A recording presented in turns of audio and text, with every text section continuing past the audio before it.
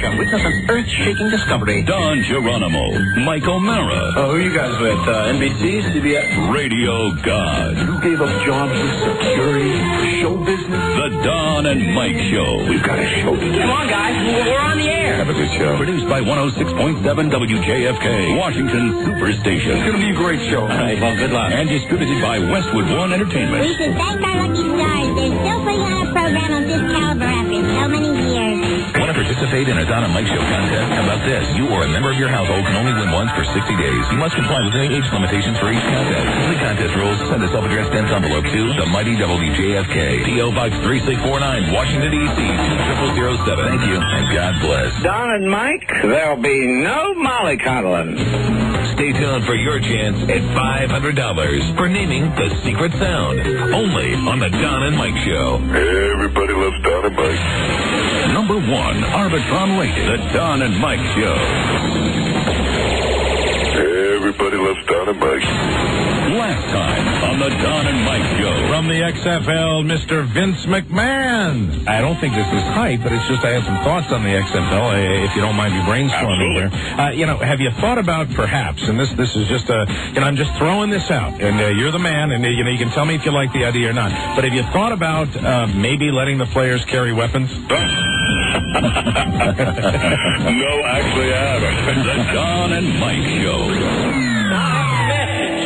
For all you good, moral, Christian people who are complaining that breasts and vaginas are obscene. Hey, don't complain to me. Complain to the manufacturer, okay? And although Jesus told us not to judge, I know you're going to judge anyway, so judge sanely. Judge with your eyes open. What do you consider obscene? Is this obscene to you? You can call Don and Mike anytime, toll free at 1-877-365-3636. That's 1-877-365-3636. They're ready to believe you. Okay. Hi, Don and Mike. Hi. Welcome to our show. Okay. Hi, Don and Mike. Mr. Son of a Beach. Okay. Hi, Don and Mike. Hey, Don and Mike. Roger, no good fellow folks. Everybody loves Don and Mike. The Don and Mike Show. And they'll say what they wish. Where else would you rather be than right here, right now? Well, it's a miracle. I'm no longer paralyzed. I'm walking. And I have to thank not a doctor, not a medical procedure, right? But I prayed, good for you, John, to the Son of Christ, simply a carpenter. Oh, and I screamed his name yesterday when they were... Oh! Bill H. Hochberg! Ladies and gentlemen, please welcome Rob Spiewak. Take it away, Rob. Today he wants to be called Bill O. Hochberg. Bill O. Hochberg. Good afternoon, Mr. and Mrs. Eureka Franklin and all the ships at sea. Hey, Bill, shamrock your world and have you jumbling over with laughter. It's Don Geronimo and Michael Mick O'Mara. All right, and thank you, Rob. Hello, and thank you for listening, everybody. A new episode on Friday, March 16. Now, really, tomorrow is St. Patrick's Day. You know that. We will be celebrating it momentarily with a free outdoor concert featuring the Irish Rovers, directed by Master Mike O'Mara. Yeah. I believe that 3 of 4, your 3 tenors today. Yeah, the 3 tenors. Very good. The Irish tenors will be Dennis, Tom, and Homo Joe. I think it's going to sound fantastic because I know Homo Joe can't sing. Cheryl the Big Dyke was unavailable to make it, and Mr. 40 doesn't have a car right now. And for an aspiring rap star, right, I'm surprised that he doesn't have a nice hoopty. Yeah, I would think he'd have some Hot Wheels. Well, the last I heard, he was going to try to go to U-Haul and rent a vehicle. Now, if it was me, I'd think Avis, budget. Yeah, U-Haul. Was he going to rent a truck? I don't know. Weird. So who knows if Mr. 40 is going to make it on time or not, but either way, well, you made it. That's the important thing. Yeah. Oh, and barely. Today, they're going to be singing When Irish Eyes Are Smiling. The unicorn. That's true-la-la, true-la-la. Tura-lura-lura, Don. Right, that one. Right. Tura-lura-lura. Limbaugh. Also, Danny's Boy. No, Oh Danny Boy. Oh, Danny Boy. Oh Danny Boy, the pipes are calling. You know, something tells me we're not going to be able to stand to hear them sing all these songs. I think they're going to do a fantastic job once I whip them into shape. We've got that one, oh, I would walk 500 miles. Yeah, they're Scottish, though. Well, close enough, Mike. We got Jump Around. And we also have Green River. And Green-Eyed Lady by Sugarloaf. Green-Eyed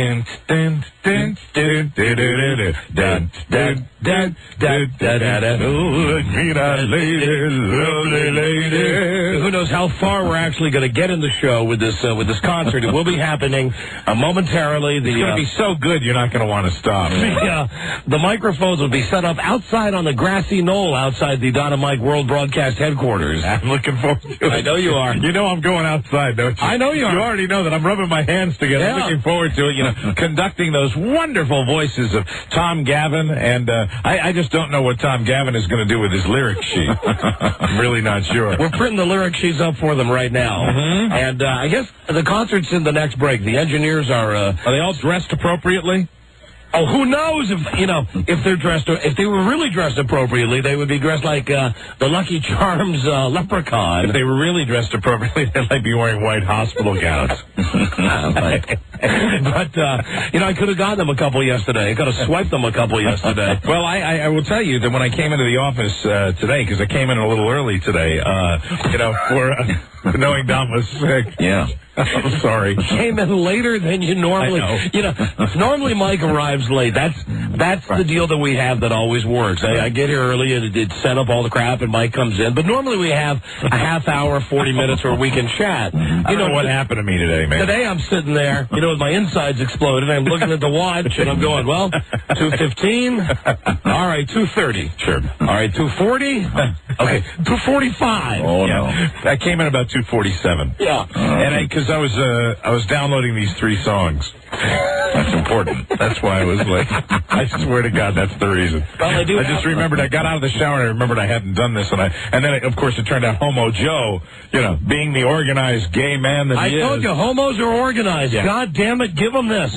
They like it in the butt. Right. They like to feast on the yeast. Sure. But homos are organized. You make friends with a homo, it's like making friends with a walking, talking Palm Pilot. Absolutely. He is so organized. He's got all the songs we need. Robbie, how many songs did Homo Joe give you the lyrics to? He didn't give me any, but I know he gave Charlie a lot. Yeah, like 20 different Irish folk tunes. But for my money, Don, there are only really 3 songs that we need to worry about here. 3 songs that I like. Rob's got some great ones on there. I mean, that I think. But my favorites are Wild Rover, which is the No Nay Never song where everybody claps together. Then you've got The Wearin' of the Green. I don't know any of these songs. You'll know them if you hear them. Both these are, and then of course, the one that you hate more than anyone in the world. The single Irish song you hate the most, Danny Boy, which, I wasn't going to download until I saw the lyrics and the tear rolled down my right cheek. And I like Danny Boy, but I only like the version of Danny Boy by Elvis. Well, it's a great version that Elvis does. I mean, it makes me quiver. Oh, that's McNamara's band, right? Right. Hold on, here we go. Here's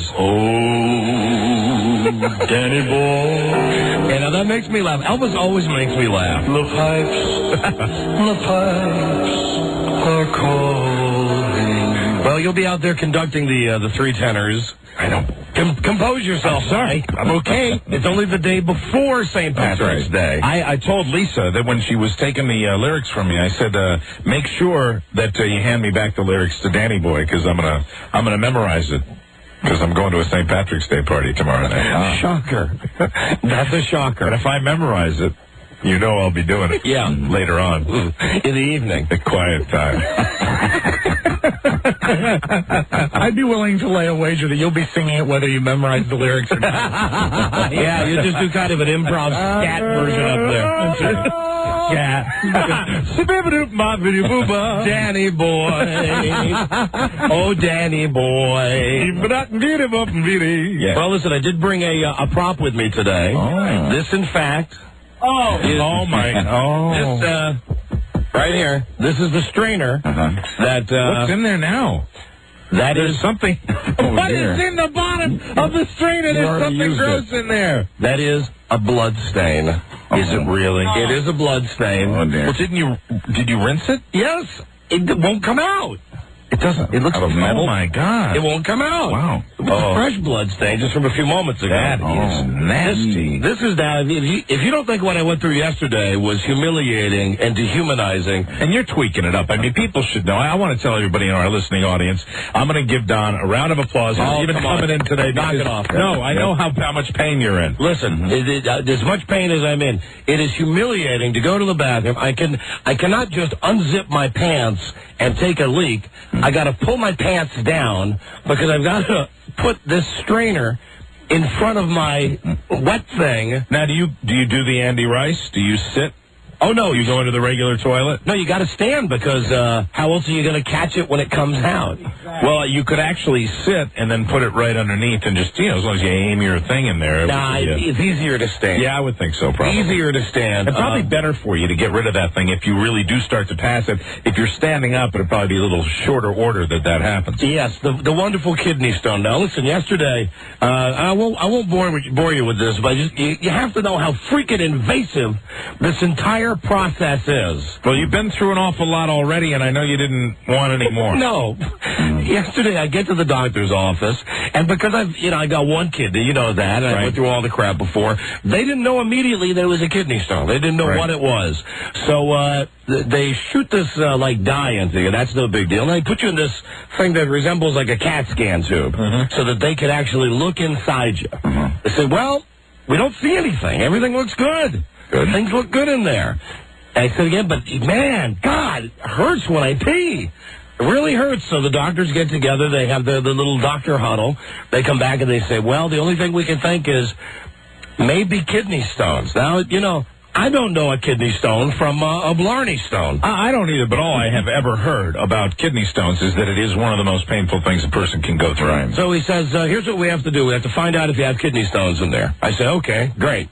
What do we have to do? Well, first thing, pull down your pants. So now I'm sitting on the metal table with the... right there you got me. God. I'm sitting on the metal table with and it's got the paper on it, and I'm just sitting there.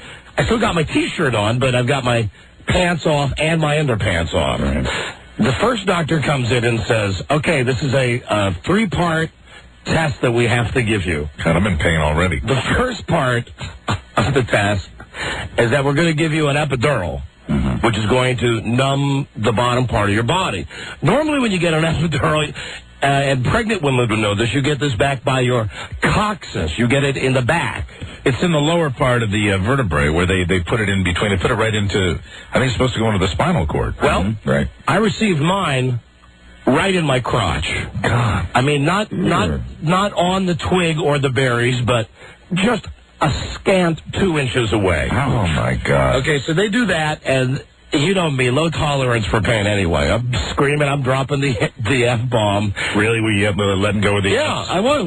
It was awful. Then they come over with the 2 needles. They say, one needle is a shot of cortisone. Right. The other needle is Novocaine. I say, well, why do we need that? They didn't tell me this. They said, to do the procedure. Now, at this point, they have me lay on my back.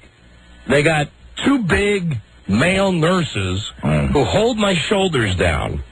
And I'm looking up like this. I'm laying down. I'm looking up to see what they're doing. Sure. And I realize that they are actually oh my God, shooting the needle into the shaft of my wet thing. Oh, my God. Wow. Now, had you already been given the first needle for the epidural before they did that? Yes, I did, and they said that would pretty much numb me up, but it didn't. You still felt the pain of the shot. And I don't know how much of that was psychological and how much of that was real, but that was nothing. That was nothing compared to the next thing, because then they said, we're going to let you sit for about 15 minutes. So they give you both the cortisone and the Novocaine in your wet thing? Yes. Oh, my God. After getting the epidural shot. So I'm sitting there for about 15 minutes, and my legs are starting to get tingly. Right. And I'm starting to feel the effects of, not feeling anything below the waist. Right. They come in, they say, can you feel the drug's taking effect, the Novocaine? And I said, yes. And at this point, a doctor, and I mean, I know they're doctors, but this is just so gross. He actually puts his hands on my wiener, and he says, and he's moving it left and right. And he says, hey, can you feel that? Oh, God. And I said, no, can't feel a thing. Wow. That is a wow, Buzz. We both can say wow at that thing. And he said, okay, now we're going to do the procedure. And at this point, oh, my God, they bring in a tube. Now, it looked like a glass tube. I'm positive they wouldn't put a glass tube in there. A glass tube and a hammer. But they come in with a glass tube and a hammer and a loan shark. It was very similar to this, you see this Slurpee straw that I have? That big?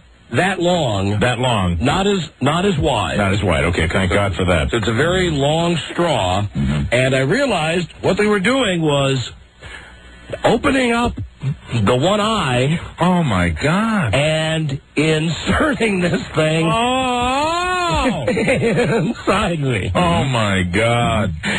And, you know, why they're doing this, it's beyond me. I'm trying to figure out what the hell's going on.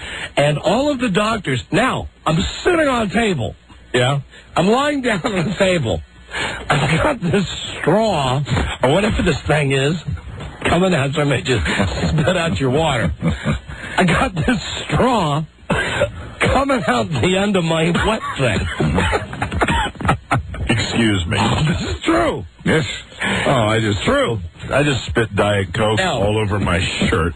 Some of the doctors are coming by and looking at it like it's going to tell them something. You know, as far as I can tell, it's a tube. Oh, my God. And it appeared at one point, this is not what they were doing, but I thought that they were actually, like, squinting their eyes and trying to look inside this tube. Right. But as it turns out, what they did was they hooked that tube up to another machine, and all of a sudden on a screen, you could see what was going on. Well, how far in do they go with that thing? Pretty far. I mean, if it's kidney stones, they got to go up and pretty far. Like take a peek in from your pee-pee to your kidney. Okay, well, I'm telling you, take a look.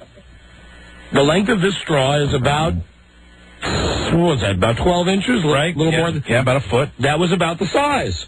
And when I looked down at the end of my wet thing, there was only about that much that was showing. Which See, what I think they do is I think that they use that as the conduit for their little fiber optic camera to go in there. I think what they do is they use that. I don't know if I'm right about that. Well, I don't know. They use that and then they actually go further in with a little like fiber optic. Well, they had something because they turned on the little monitor that looked like Doppler radar. Yeah. And at this point, they're moving the stick around. You know, they're very gingerly. They're moving this thing around, and I'm not feeling it, but I'm seeing it, and I'm realizing what they're doing, and it's just... Is anybody relaxing you, like saying, hey, it's going to be fine, or are they just dying? No, they were nice. They were very nice, and I was very uptight. Right. And then they say, okay, now we're going to remove it. And, you know, they gently removed it, and they told me, congratulations. You have...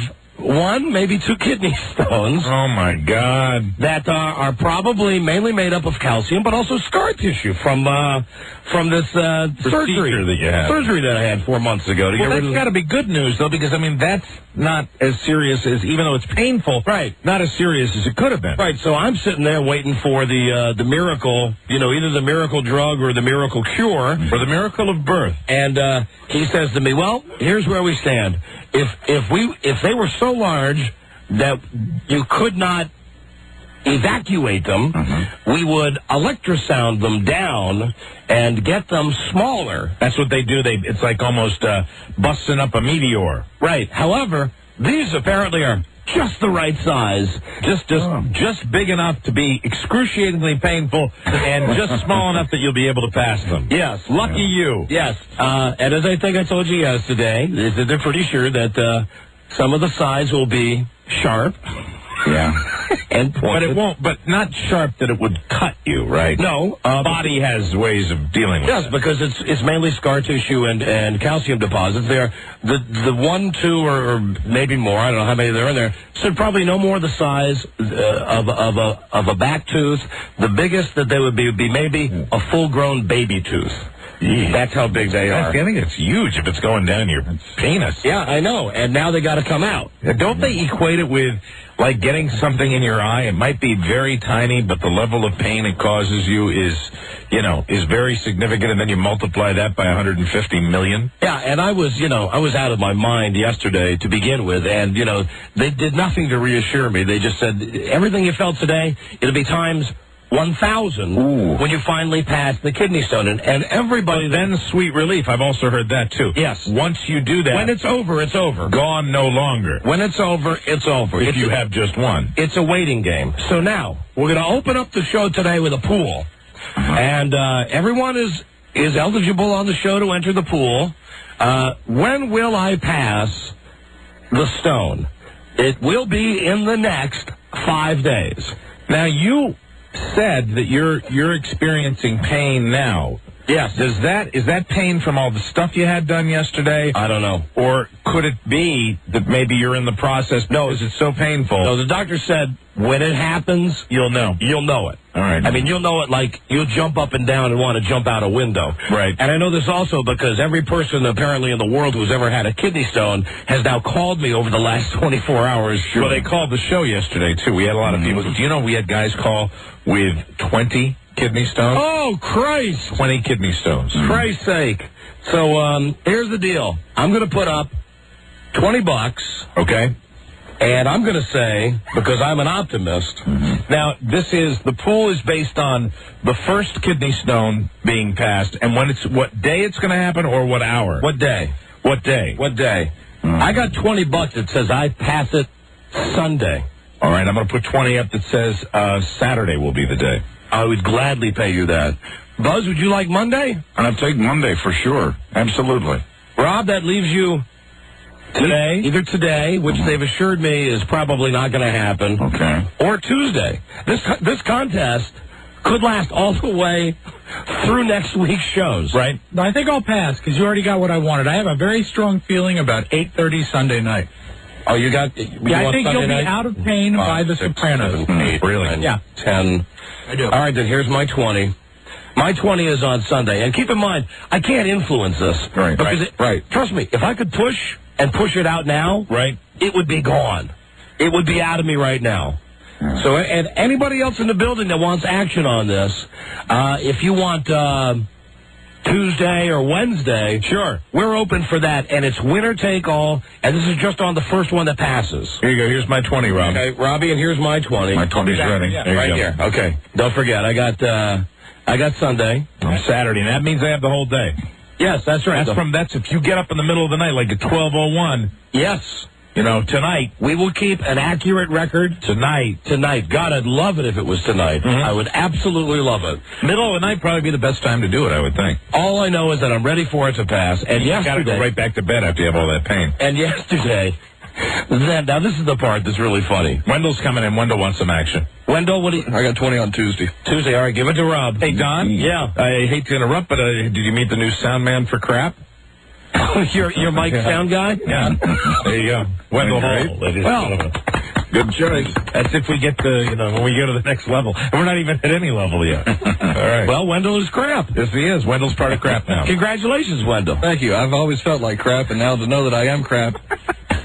Well, anybody else out there, I guess Wednesday's the only day that's open. Wednesday, and that is the limit, right? Wednesday is the limit, or it could go past Wednesday. It could go to Thanksgiving. Right now, who knows? That's the thing about it. It's an inexact science. Right.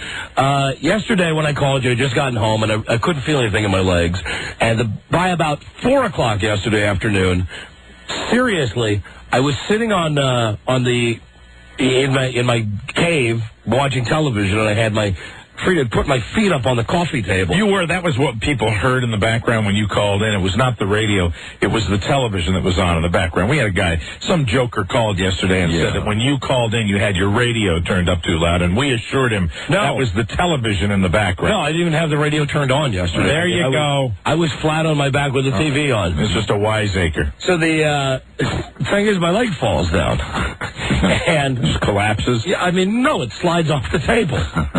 And now at this point, I realize what Christopher Reeve feels like. Sure, I mean, gives you empathy for those folks. Because I I can't lift the leg up. I'm sitting down. Right. And I can't, and I'm like screaming, going, help! Help! Somebody help me! Help me! And this boy, Frida, was out picking Bart up from school, and thank God, Alicia, our cleaning lady, was there. Right. She came in, hi, what's wrong? I said, hi, you gotta pick my leg up. And she said, what? And I said, I had a shot today. I was doing, pick my leg up and put it on the coffee table. Oh, no. And I don't know if she thought that this was some kind of ritual or something. Right. But God bless her. She came over, picked the leg up, put it on the table. You could not move your leg. I couldn't move it. Sure. Frida brought Bart home from school, from carpool. He immediately wanted to come in and see, is it true you can't feel anything? Right. And I said, yeah. I was telling you, I got, I'm like a lot of people. I'm real ticklish right around my kneecaps. That if I'm sitting down and someone comes over and gives me a little squeeze there, I'm ticklish. And you get turgid, don't you? Oh, yeah, absolutely. Rock hard. So Bart comes over and he says, well, let me check this out. And he starts squeezing my kneecaps. And I said, son, I feel nothing. I absolutely feel nothing there. And then he started doing this. The karate, the little like he's giving me a mini massage. Then he went into the kitchen and got a hammer and some nails. He was loving it. He was loving the fact. He said, look, nothing. He called Frida, look. Hey, Dad can't feel anything in his legs. You got to be freaking out a little bit. Yeah. And then when I had to go to the bathroom, both of them would have to come in and actually, by my hands, pull me out of the chair and kind of walk me Herman Munster, Frankenstein style, to the bathroom. How did that feel? Bad. I mean, did you feel like you were going to break a leg or something like that? I mean, no. I would imagine with you putting weight on yourself, you had to. Pretty much my feet were just dragging. Right. I was not even able to lift my feet, so they were just, they're just kind of pulling me along. My feet are dragging. Oh, my God. And at one point when they brought me into the bathroom, I said, I got it. Don't worry, I got it. And I was balancing my hand on the sink, and I realized that I went to pull down my sweatpants. All of a sudden, I swear to God, I said, hey, I fell! I fell down! I fell down!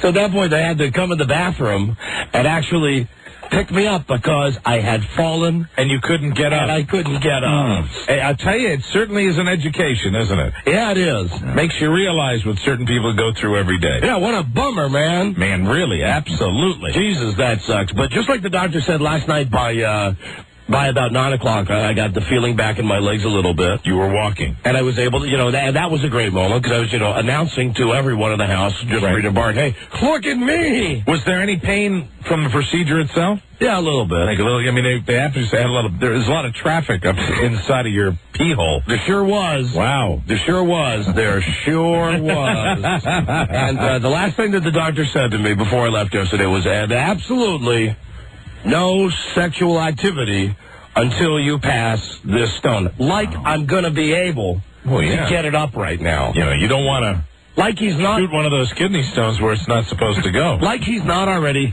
scarred me for life, right? Psychologically with the sticking the tube in me. Yeah, I mean, you got to be careful with that when they're messing with your plumbing, So anyway, that's all I got for you. And your color looks good. Your color looks very good. Yeah, I feel all right. And I got my strainer with something on it, some blood on it, and I've got my baggie just in case it comes out today. But they did give you a probability that it wasn't going to happen today? No, said most likely it would not happen. What do you want in, Rob? Or No. The money? I just have a question, point of order. If you do pass it before Saturday or after Tuesday, does it go to Mike or Wendell because they're closest to? No, then someone else. If it doesn't go by Tuesday, then everyone gets their money back? No, then somebody else can. Then you got to put another 20 in, I would think. Yeah, that's true. If nobody has picked the outside days, then we start all over again. Okay, then but that money stays in the pot, though. So does anybody have Friday? No. Well, God, somebody ought to take Friday. I mean, I saw how much pain he's in, folks. Somebody ought to take Friday. I think there's really a chance it could happen today. God, I pray it happens today. That'd be great, wouldn't it? Friday I pray it happens today. Both open. But I talked to the doctor at about noon today, and I called the doctor's office right before the show when I had my painful urination, and the girl at the doctor's office said this is the normal procedure. Was she showing you the Quan? She wasn't giving you what you were looking for. 3 to 5 days. I could tell. I heard one side of that conversation, and it was just like you were telling her about your discomfort, and she was kind of just going, "It's matter of fact." Yes. And it's just the way everybody deals with it. Stop your whining. That's right. No special treats for you, radio boy. There you Listen, go. anytime anybody gets a kidney stone, this is what you do. Absolutely. You just wait for it to pass. Aye. So the money is there, and hopefully we will do better in the kidney stone pool than we are doing in the dog and baby pick, the NCAA team of 64. Because I'm glad you're here, because yesterday I tried to decipher that thing and I couldn't even read it. Okay, here's what's going on so far. What do the X's mean? Hallelujah. And we're Thank you very much. Because I know that try to decipher that. The baby or the dog picked Monmouth, and they lost to Duke. Mm-hmm. Yeah, but, well, I don't know that Charlie's updated that, but I know that if the X is, that's eliminated all the way through. Because you see how we, Christ, let me just tell you what the baby got right. The baby and the dog. Actually, the first round is the dog's picks. Which one's the babies? The dog got 1, 2, 3, 4, 5 right out of... How many, ladies and gentlemen, Charles Loring Broyhill. How many goddamn games? Can you decipher that for me? Yeah. See where I wrote the 7 on the bottom? Oh, the dog got 7 right? Yeah. Out of how many games? 16. 7 out of 16. So almost better than 50%. Almost 50%. No, it's worse than 50%. It's almost 50%. Oh, it's almost. Yeah, I'm sorry. Well, see, this is why I hate math and all that crap, Charlie. And the dollar sign in front of it. And the baby's pick of Wisconsin to win the national championship has already been screwed. You think if I put a dollar sign in front of it, I'll do better? Yes, I do. However, we still have a chance for 3 out of the final 4 from the dog and baby because Kentucky's still alive, right? Providence hasn't played yet, and Arizona hasn't played. Well, that guy that's going to shave his head if one of our teams makes it to the Final Four called yesterday, already gloating because Wisconsin had been eliminated. He was all happy, saying, he's not BFD. He's the big Maryland guy. And what's Maryland doing? Is Maryland out, or is Maryland still? They won. That's one of the ones that the dog got right. Okay, but our Final Four, as far as eliminating, we eliminated Wisconsin, but Arizona, Kentucky, and Providence, they're still in it. Those are the teams that we want to watch this weekend. All right, I'll follow them closely. So that's the latest on the dog and the baby thing. Now I got a message here that I want to give to the good people at the National Cherry Blossom Festival. Oh, good. Okay, I got an invitation in the mail to the, here in D.C., the National Cherry Blossom Festival is a big deal. Huge deal. Oh, yeah. Beautiful. It's a huge deal. And I get this thing in the mail that says, they request your presence, request the pleasure of your company at the National Cherry Blossom Festival Gala 2001. Mm-hmm. Right? It's like a mover and shaker thing. And I'm looking who's going to be there. First Lady Laura Bush. Right. Some dude, ambassador from Japan. Willard Scott from the Today Show. Wow. All these important people. And I'm looking at that and I'm thinking, you know what? Hey, doing a show in D.C.'s finally paid off. Yeah. Sure. I show this to Frida and I say, honey, we're going to this. It's a big deal. She says, okay, well, where's the form where we send back that says, yes, we accept the invitation? And it's on this card that it says... Here we go again, of course. $5,000 corporate sponsor, or $2,000 host and hostess, or simple admission, $1,250. These are your Republican friends again, I think. Here's what I want to say. I want to say, F you, stop inviting me to things that you want me to pay for, because that's not an invitation. No. An invitation is when someone sends you something that says, come to this party. Mm-hmm. Well, yeah, and, not to say the big celebrity thing, but... Normally, when we get things like that, it's because they'd like us to participate. If I get it's for a golf tournament, we'd like to have you participate, and they don't mention anything because they just want to have you there. They want to have you because somebody who's in the media, it's important to have them at something like this. You're getting that like they would send it to, some executive. Well, they can kiss my ass. I'm not paying $1,250. I don't care if Katie Couric is there and she's diddling herself up on stage. I'm not paying that money. No, you shouldn't. I'm not. So listen, National Cherry Blossom Festival Gala, kiss my ass. and you know, for my money... And we wonder why we're never invited to things. An invitation is something that says, please come. Right. An invitation is what this is. Well, Willard's not ponying up any money. And then inside, that's where they stick you with the little fancy card that's got stationery and got your name on it. And where you're supposed to send back. Sure. Hey. What is it, a black tie thing? Yes. Yeah. Thanks for inviting me. Gee, here's $10,000. I'd like to come to your party. See, if you were really invited because you're who you are, you would have gotten something many, many weeks earlier asking you to be there so they could put you in the program. Right. I mean, so it's obvious. I'm fine with the fact that I'm not who I am.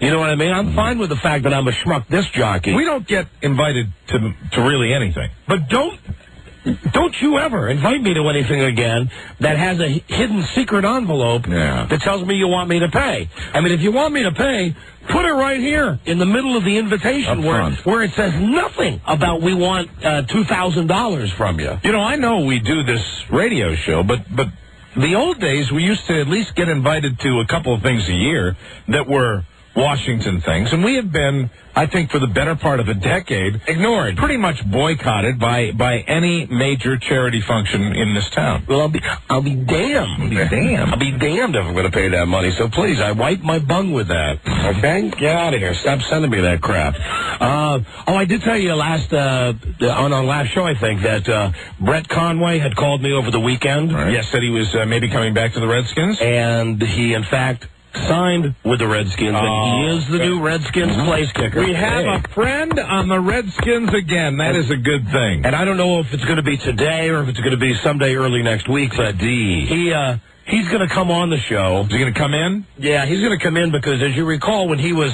canned by the Redskins 4 weeks into the season last year, he came in and it wasn't so much what he said, it was what we said it. He didn't want to do any bridge burning, and it proved to be a smart move on his part. Well, it doesn't matter now because the administration's out of there. Right, but no, it wasn't him. Apparently, it was Bug Eyes. Oh, really? It was Serrato, Vinny Serrato, who's also gone. Who got rid of him? So I think Brett's coming on the show in part to celebrate the fact that he got his job back with the Redskins. What a great guy, nice guy. But also, I think he has to come on the show so we can kiss ass with the Redskins to say that the bad stuff he said was not about the current Redskins administration. Is he going to bring his hottie girlfriend or hottie fiance or hottie wife? I don't know. Charlie's in contact with him. So didn't you tell me he's got a hottie? He is a POA. All right, very good. Hope he brings her. An absolute POA. So that's good news. We're always happy. Brett Conway, we're happy he signed on with the Raiders for one game last year on Monday Night Football. Well, I also think it's a good,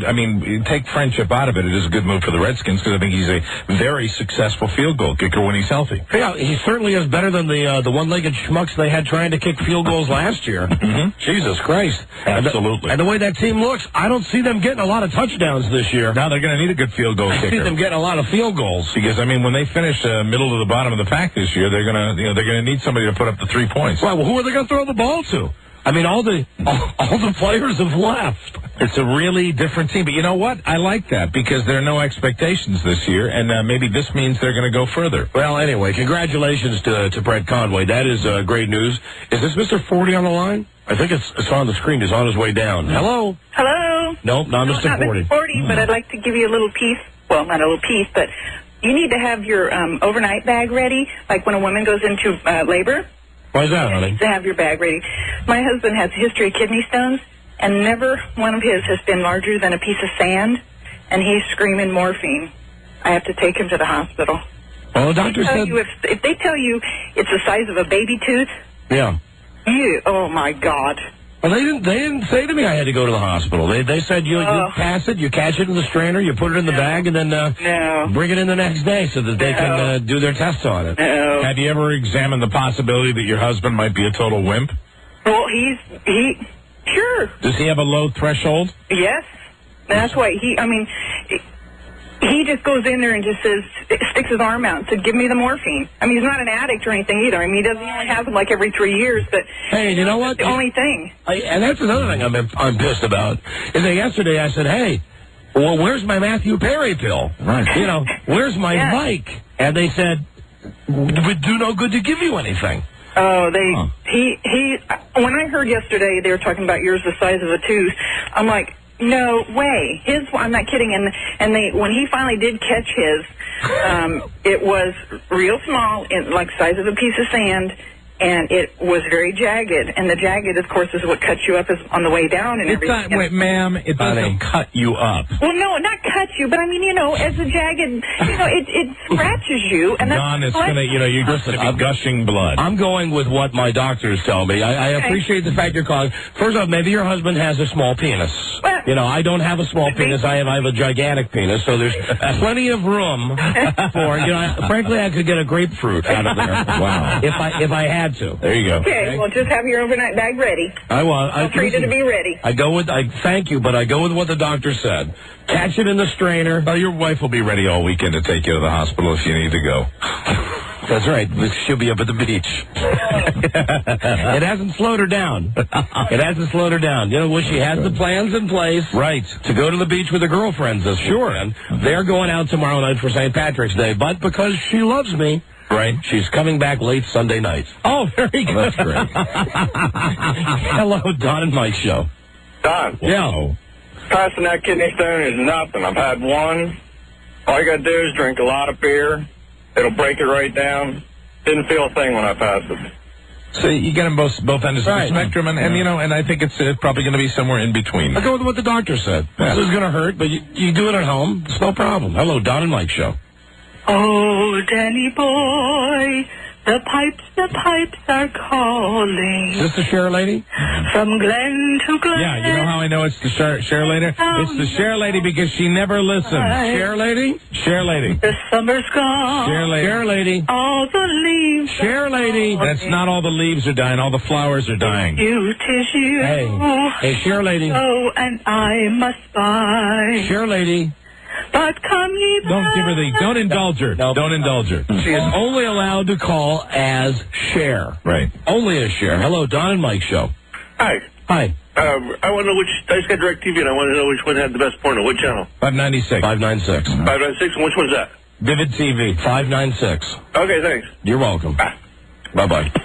Double feature, $11. Hello, Don and Mike Show. $10.99, actually. Hey, we are doing some good when we do that, because, that's a guarantee. That's a slam. Hello? That guy's about to go enjoy himself. Hello, you're on the air. Yeah, Don and Mike, please. Yes, you're on the air. Okay, I passed the kidney stone myself, and I just want to say I'm fairly well endowed myself, as well as Don. Thank you. And, it was about the size of my pinky, and I did secrete some blood. It did have a jagged edge, like the lady said before. It's not a non-painful thing, but it didn't feel too good. I mean, it's not like ejaculation. It's not that good, but it feels all right. It's not a bad thing. The size of your pinky?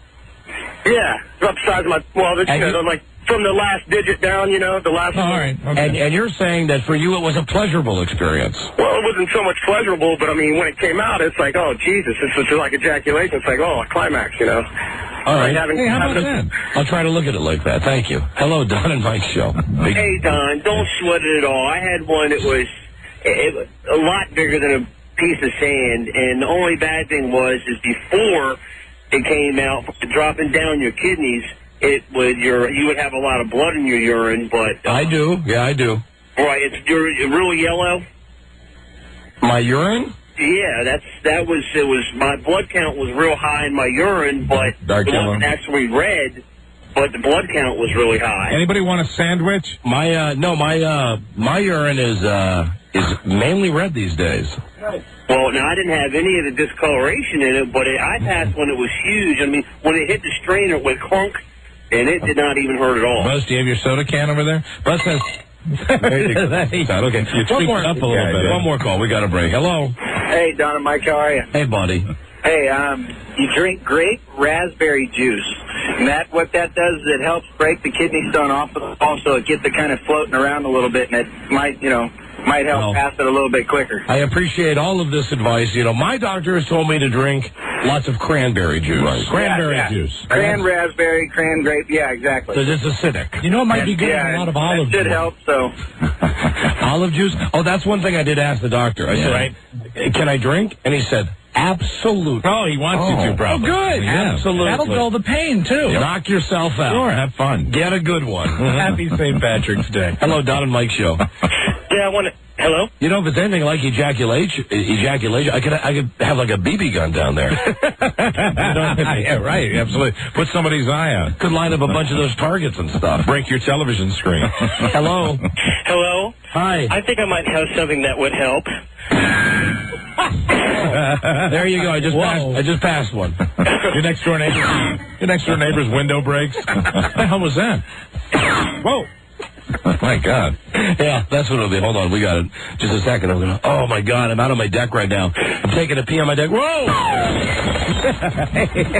Wow. Broke the window. Oh, that's a relief. Hey, listen, what? Because we got a break. How about that Kathy Lee show on entertainment television that's going to be on at 9 o'clock this Sunday? We will have a full recap of that for you on Monday's episode. Oh, good. I don't want to miss that because I love to hate her, too. Yeah, well, we're taping it, and it's got nothing but awful, absolutely butt-crack reviews. Absolutely. Of course, it's Kathy Lee, the no-talent woman. Right. Yeah, Kathy Lee trying to act like she's a drugged-out, boozed-up superstar. And it's got to kill her. That Kelly, is it Kelly Ripa? Kelly Ripa. Kelly Ripa is just such a total television natural. Is so much better than Kathy Lee. So much better. Yeah. So much more at ease with the camera. Agreed. Let's clear the lines now because, Mike, I see your choir is forming outside. I'll put my jacket on, get outside, get ready to do it. Hold on. As a matter of fact, Robbie, where's BTS 1? Hold on. Either one of the BTS. Either BTS 1 or 2? Hello? Oh, come boy. Now, Dennis, put a sock in it. I'm the choral director, and I don't want you starting without my permission, and I don't want that song leading up. I don't want to overdo Danny Boy. You got me, pal? Okay, I'll put it in the car. Put Cheryl on the microphone. Cheryl? Hi, you sexy devils. Hi, baby. You made it. I'm so glad you made it, Cheryl. Me too. Hey, Donnie, how's your wee-wee? It's hurting, Cheryl. Oh, can I rub it for you? Cheryl's outside. Mike will go out there. Hey, Dennis. You know what, Dennis? What? Who's out there right now? Who do we have? Wendell and Cheryl. I just see Dennis and Cheryl. Is Tom Gavin's not here? Not yet. Thank God. Not yet. Thank God. When Tom Gavin gets here, Dennis might have lost his place in the corral. Oh, okay, Mike. And I'm pretty sure I saw something that said Mr. 40's on his way down. He is? Okay, gotcha. All right, well, Dennis, cool your jets for a second. Okay, Mike. I'm gone. Okay, gone. Thank you, Dennis. Hey, good luck with your kidney stone. Okay, F you, Dennis. Oh, come on. Oh, come on. Dennis is in super obnoxious mode, I can tell already today. Mike, I'm okay, I'll behave. Okay, behave. Please behave. I'm not having any today of that. 877-365-3636. That is the telephone number. We need a caller 100. Now, you didn't tell Mike, you didn't spill the beans, did you? About the secret sound? No, he prodded and poked, and I poked and prodded until Rob's butt was bleeding. That's right. Did you put a tube in his penis? I didn't put a tube in his penis. He would have talked if he would have done that. We were very close, though. All right, so I guess everybody still doesn't know except me and Rob. Right. If you want a shot at $500, be the 100th caller now at 877-365-3636. Number 1, Arbitron rated, the Don and Mike Show. Shut up, Dennis. I'm sorry, but we're not supposed to put butter on the milk duds. You're not supposed to go to the bathroom without washing your hands either. Touché. To the top, please. Swim, my pretty.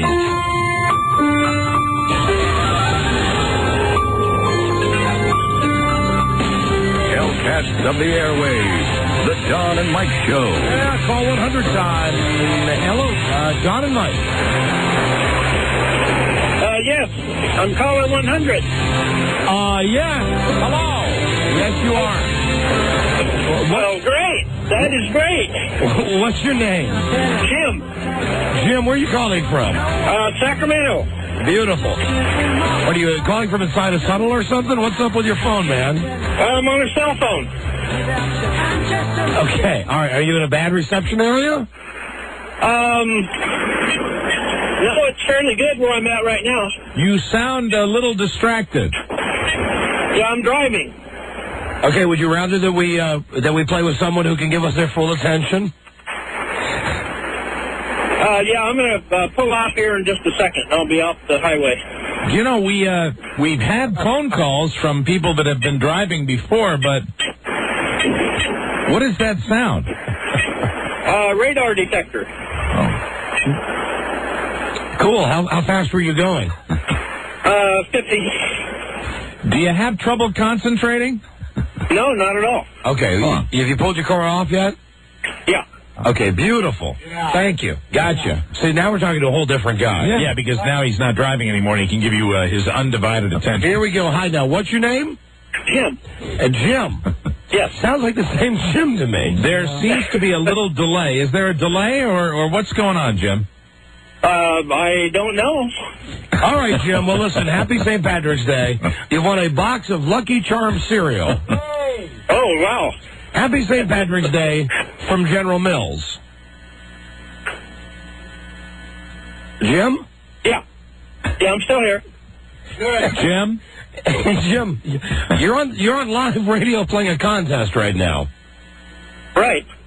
We're going to need you to focus a little better. Jim, you ever, okay. Let me see if I can break it down for you. You ever watch The Price is Right? Yeah, I watched that. There's got to be a delay. There's got to be a delay when we're talking to him on the phone. There's got to be one of the... Where are we calling, Jim? Where are you located? Sacramento. Okay, well, when they call someone down to come up on stage, the person that comes up on stage with Bob Barker, they normally don't just stand there with their hands at their sides and Bob says, how you doing? They wait a couple of seconds and then they go, fine. You got me? Yeah, I got you. Play with me. This is radio. This is a live radio contest. Great, I'm ready. I think it might be the delay on the phone. I really do. I'm going to give him the benefit of the doubt. I think it might be the delay between the ears. But either way, I want to tell you something. I feel so confident, right, that this guy's not going to win the contest. Okay. That you're going to play for $50,000. Oh, my God. Wow. All right. See, now he responds. Yeah, now he's focused. Now he's dialed in. Okay? That is 100 times the normal prize. Right. Right? 500 times 100 is 50,000. Mm-hmm. So you'll play for $50,000. Okay. Yeah, it's a delay in the phone. You think so? Yeah, absolutely. Okay, $50,000. Rob, you don't think so? No. It's a shocker. $50,000. Right now, you can either take that as a compliment or as a diss. Okay? You can take it as a compliment. You can think, wow, I have the chance to win $50,000. Or you can, think that, basically, I think you're such an empty-headed buffoon. There's not a chance in God's green earth that you're going to win the money. But you're going to play for $50,000. I'll take it. See, this is real radio excitement now. I am absolutely on pins and needles. This is what you have to do sometimes when you have a contestant who lacks the proper enthusiasm. Right. You have to raise the stakes to make it listable for everybody. So for $50,000, we'll play you the sound now. Give you 15 seconds to think about it. Please don't answer until Mike sings like Joe Pesci. And we wish you Godspeed. Caller, name this sound. There it is. And while you're sitting there, chewing your tongue, think about what you could do with $50,000, which would not be supplied by Main Street Title. Why don't you take your love and shove it up your big fatty? Yeah! Yeah! Hey, Robbie, need a symphony now. Because this is what radio is all about. Radio is a medium of excitement. $50,000 on the line right now. And you know it's not a goof that if somehow this guy actually does win the contest, we do have to pay him $50,000. Absolutely. But again, I feel I'm on a lucky streak. I've not passed the kidney stone yet. Yep. Come on, lay it on me. What's the sound? The latch of a suitcase. When you undo the latch of a suitcase. See, I could have gone $5 million on this one. No! I could have gone $500 million on this guy. No, not at all. Not a chance. Wrong. Thank you, though. Hello? Hello? Thank you, though.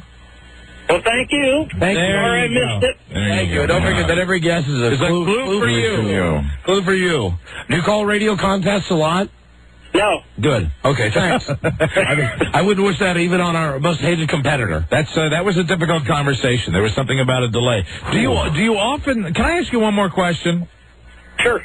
Do you often have a delay between somebody speaking to you and you answering? I've never noticed one before.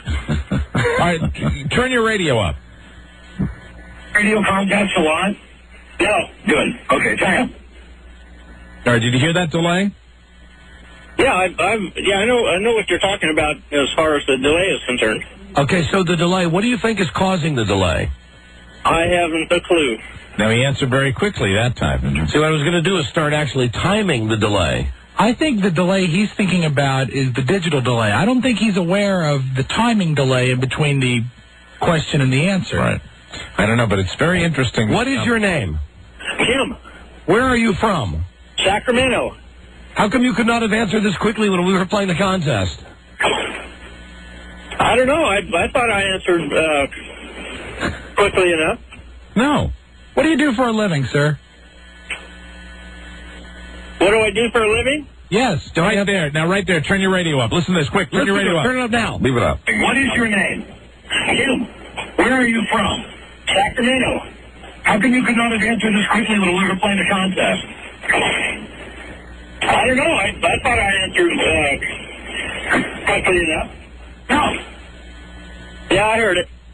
No, you didn't leave the radio on long enough to actually hear it. He's a home run hitter. See, we have a 16-second delay. Let's try this again now. What is your name? Jim. Where are you from? Sacramento. Who's your favorite movie star? I don't have one. What is the square root of 400? Geez, I don't know. I'm not a math major.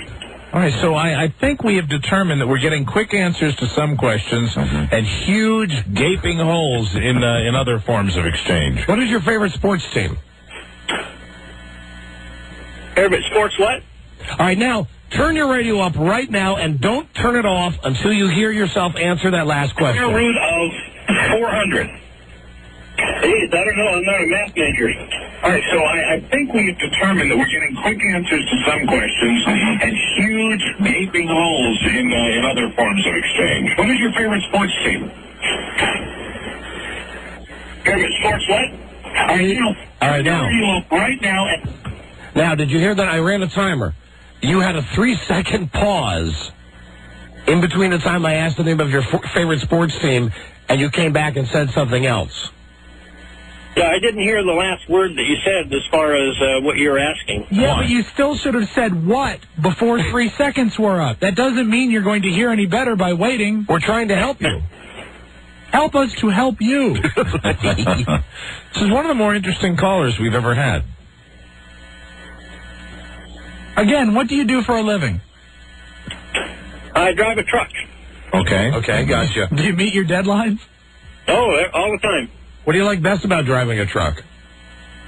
I'm out on the road on my own. All right. It might just be one of those great mysteries, you know.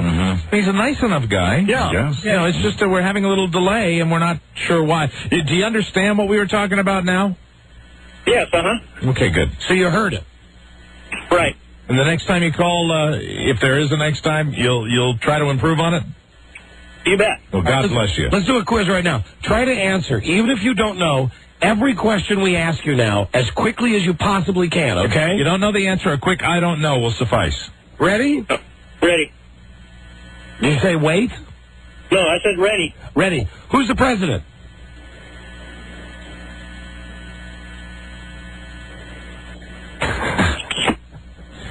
He didn't want to play anymore. He didn't like that game. We were just trying an experiment. Trying to help It was simply too much. Sure were. Things are different on the West Coast. Yeah, sometimes they are, Rob. Sometimes they are. Don and Mike show. Hey, Don, I wonder if you could answer a question to settle a dispute for me? Yes, sir.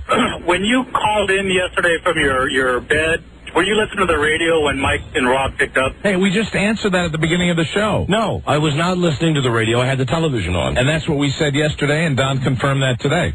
That's why I'm calling. I didn't... Well, no, let me explain something to you. We said that at the beginning of the show today. I was not listening to the start of the show. Whose fault is that? Actually, my boss's. I had to go to lunch. No. Come on now. Your boss didn't make this phone call. Pardon me? Your boss didn't make this phone call. I know. I just got out of lunch. I got in my car and called up. So whose fault was it? To call it at 1 o'clock? I guess it was my fault that I'm calling. There we go. Thank you. Yeah, and how dare you? Hey, with all the lecturing I do to people about turning their radio down, do you think I would really call this radio show with my radio turned up? I don't know. That's why I called originally when I heard it yesterday. I asked the question. Oh, were you the guy? Were you the troublemaker? Well, my name is Marty. I'm not a troublemaker. It's a simple question. So, Marty, you were the guy that talked to me yesterday about this? Yes. You were Marty the smartass. And Marty the smartass who had his question answered early in the show today. Again, like I mentioned, I did not hear the start of the show. Right. That's why I'm calling right now. Yeah, Right. So Don didn't have his radio turned up. He had the television on in the background, which I said, and I think we all said that yesterday. And then we explained it when Don confirmed it today, and then you didn't listen. Well, and then you called anyway.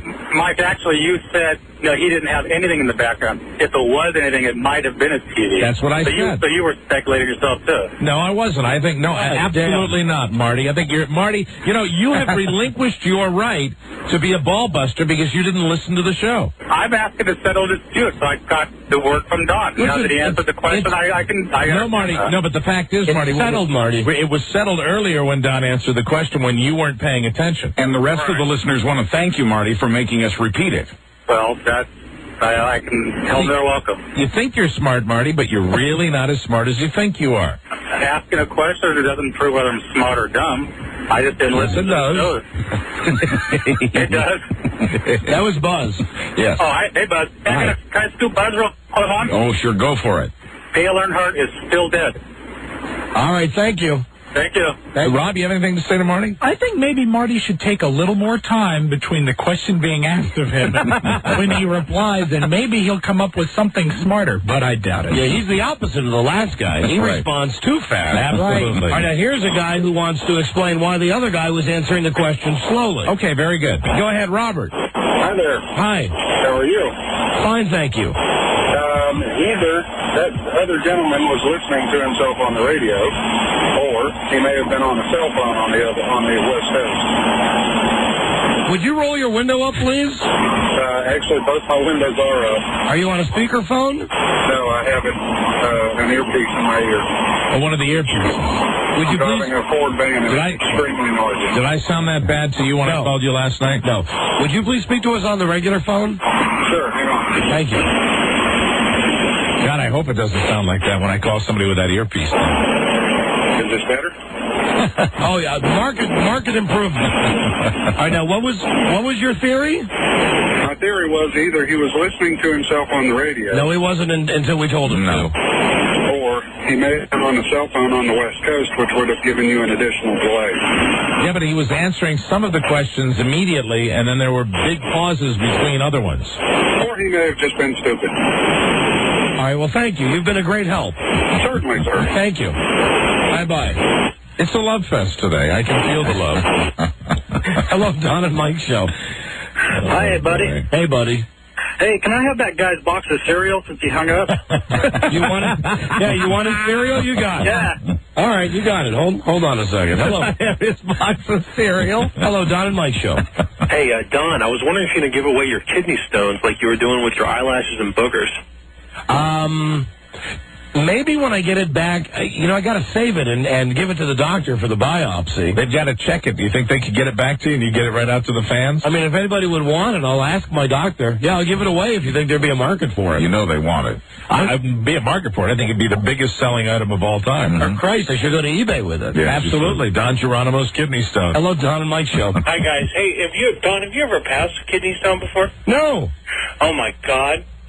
Good luck, bud. All right, thank you. Thank you. It's your helper. Thank you. There's love. Hello, Don and Mike Show. Hey, Don, I'll take the quiz. Can I have that guy's cereal? And we already gave his cereal away, sir. Oh, my bad. Gave his cereal away. Thank you. Hello, Don and Mike Show. Buddy, Yeah, I'm on the way. What?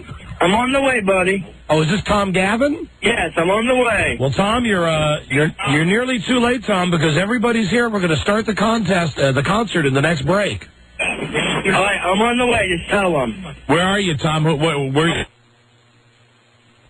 Oh, you're on 123, so you're almost here. Yes. Are you really on 123? Yes, I'm on 123 going to Indiana, buddy.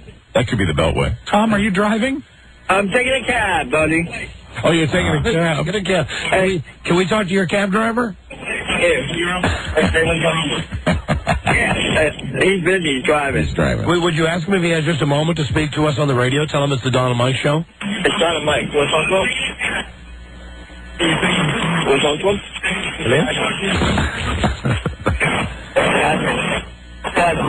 Hello? Hey, he's busy driving. He's busy driving. Doesn't want to be on the radio? Ask him if he wants to be on the radio. You want to be on the radio, buddy? What's your name? What's your name? Mohammed. Of course it's Mohammed. Wow. Tell Mohammed I'll double the fare if he'll turn the car around right now. What? Tell Mohammed I will pay him double the fare if he'll turn the car around right now. Why? And take you back home. Why? No, we're just kidding. I'm kidding, Tom. I'm on the way, guys. All right, Tom. All right, Tom.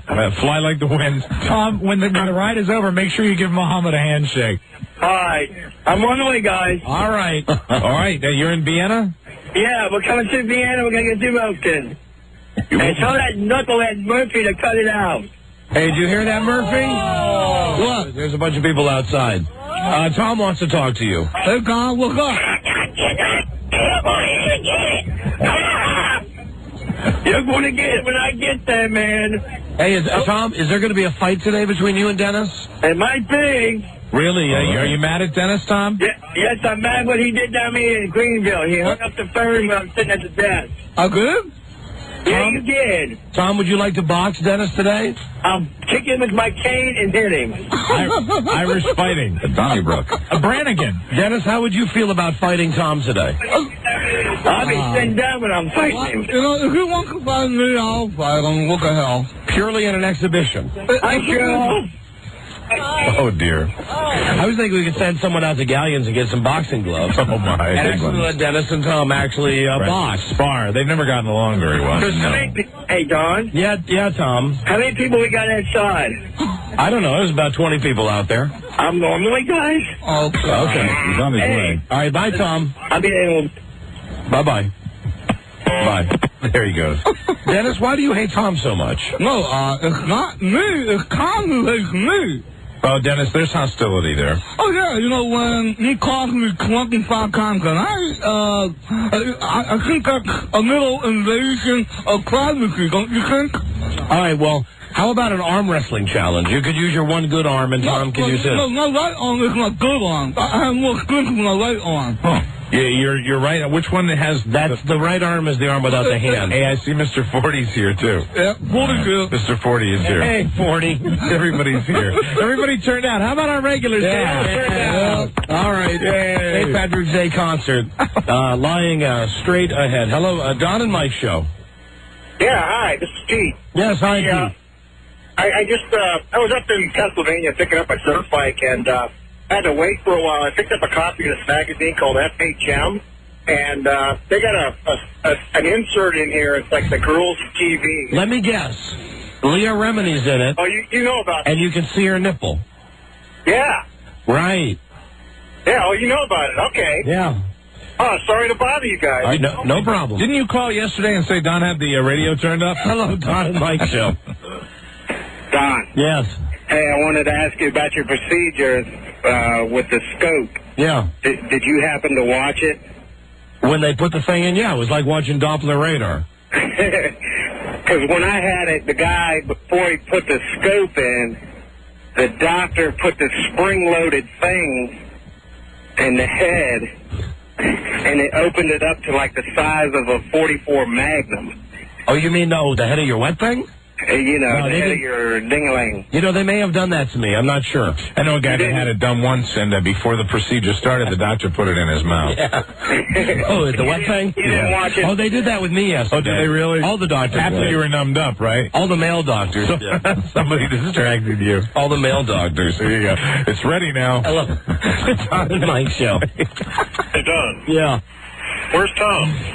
He's on his way. He's in Vienna. He's in Are Vienna. you sure? He's on 123. What? Dennis, what? It's raining out here. Oh, hold on. Dennis is screaming from out. He's screaming from outside. Yes, Dennis? It's raining out here. Yes.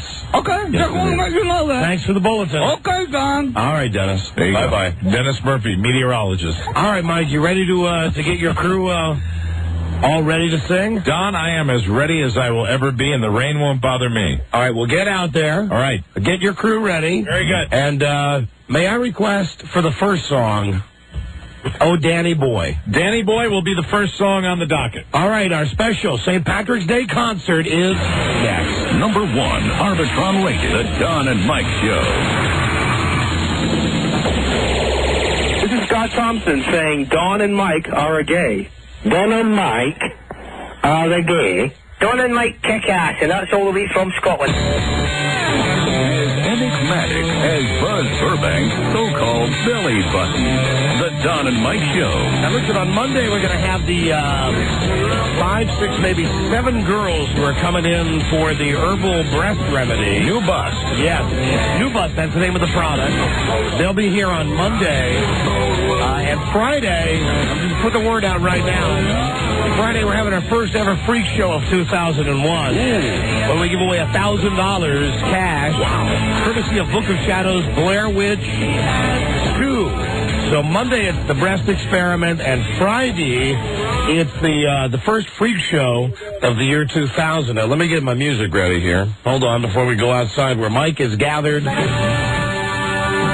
all of his fellow Irishites. How come I only hear Dennis? Hi, Mike. Hi, how you doing, Don? Now that we're outside here, Don. We're outside in the rain, in the cold rain on St. Paddy's Day Eve with our Irish chorale. Hey, you know, Mike, as dark and gloomy and rainy as it is out there, yes, it looks just like Ireland to me. It really does, Don. It's got quite an Irish feel, but then again, any place that has grass looks like Ireland to you. I am aware of that fact. Would you like me to introduce our Irish chorale? Yeah, please do. Who do you have in your chorus today? Oh, we've got a wonderful gathering. Of course, Tom Gavin, we are speculating, is anywhere from Bethesda, Maryland to Fairfax. We're not sure, so he has not arrived yet. But let me go right down the line and introduce our Irish chorale. First of all, please say hi to Seamus O'Forty. Seamus O'Forty is here with his Irish ale. Hi, Seamus. Top of the morning to you. Hey, what are you drinking out of the paper bag today? I don't know. Can you hear me? Can I hear you? I can hear you. Oh, I can't hear me. Sorry. Well, what are you drinking out of the bag? Hurricane. That is the drink of choice today. Damn, Virginia 7-Elevens.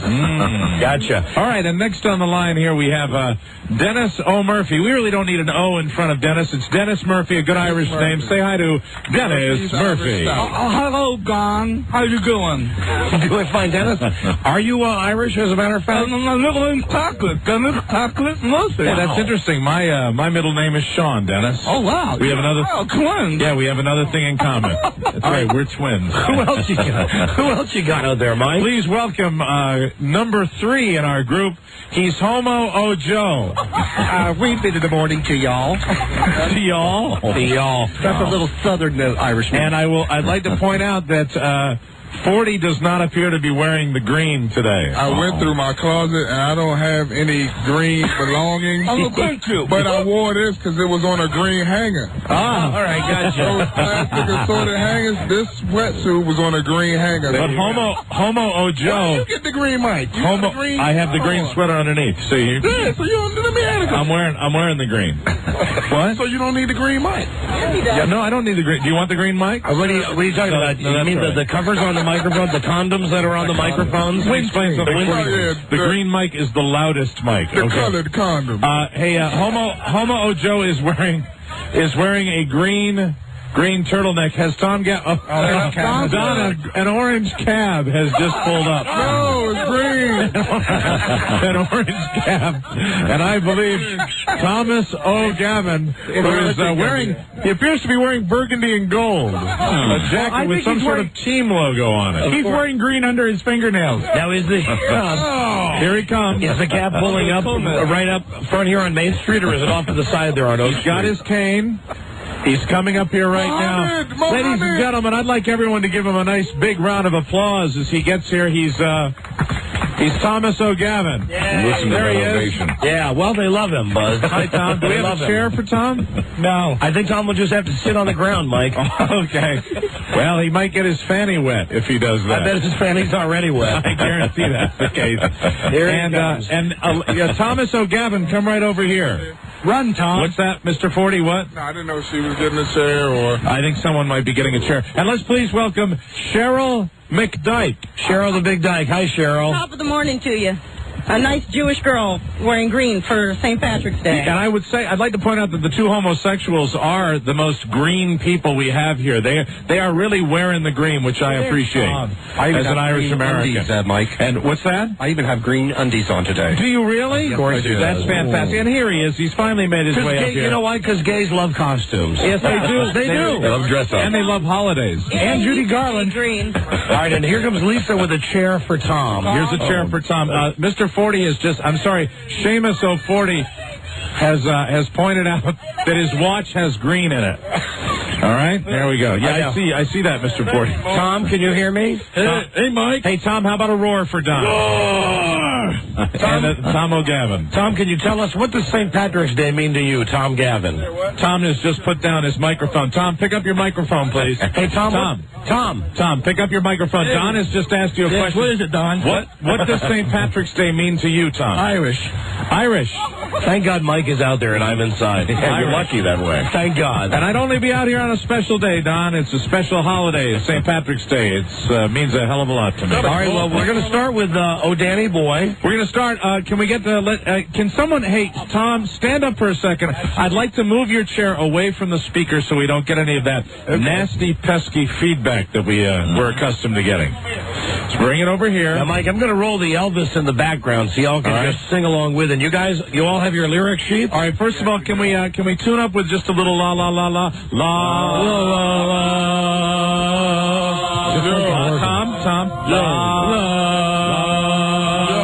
Perfect pitch. I think we're ready to go, and we're going to start with the lovely Irish favorite. You're not going to hear a lot of me on this because I'm directing the chorale. Yes.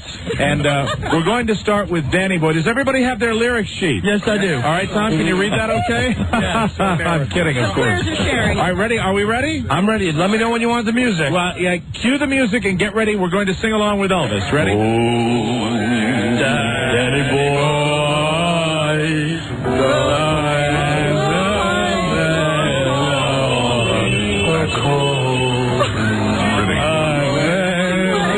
Yeah, everybody. Sounds good. Louder. Come on, Tom.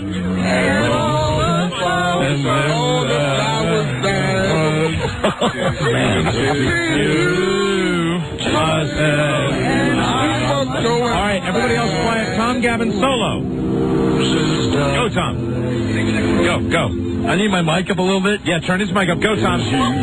Go. What's the next song? Hold on, let me. Here we go. Hold on, Mike. I'm going to start it over for Tom. All right, we're going to start, and we'll start out with Tom in the first. Tom, it's Oh Danny Boy. Oh Danny Boy. You ready? All right, here we go. Listen Tom. to Elvis, Tom. Start there. Here we go. Oh, just Tom. Oh Danny Boy. There we go. Very good. The pipes are calling. From Glen to Glen. Don, this isn't working. I'm trying to get you told me to be nice to everybody. I'm getting a little pissed. All right, Mike, hold on. I'm going to go with an up-tempo next. All right, what are we doing? Hold on. McNamara's Band. All right, hold on, everybody. What number? All right, hold on. What number is that? Number 4. It's number 4, the one before. Preceding the page, McNamara's Band. Are we ready? Yes. All right, here we go. Now, this one is very fun. This is, well, my name is McNamara. I'm the leader of a band. And no, we're falling number weird. Right, Tom? Yeah, very. Tom, you have to hold the microphone up to your face. I'm remembering what you told me, Don. Be nice, Mike. You wanted to be out there. I know. Is there a rap solo in this one? Yes. We can do it. We can improvise. All right, now, are we going to be cued to the music with this one? Is that what we're going to do? There's an intro. There's a slight intro. Okay, Wendell, is there a way of turning that up just a little bit? No? Hey, here we go. Yeah. And I think you guys come in right about now. Go. Good. Very good. Yeah.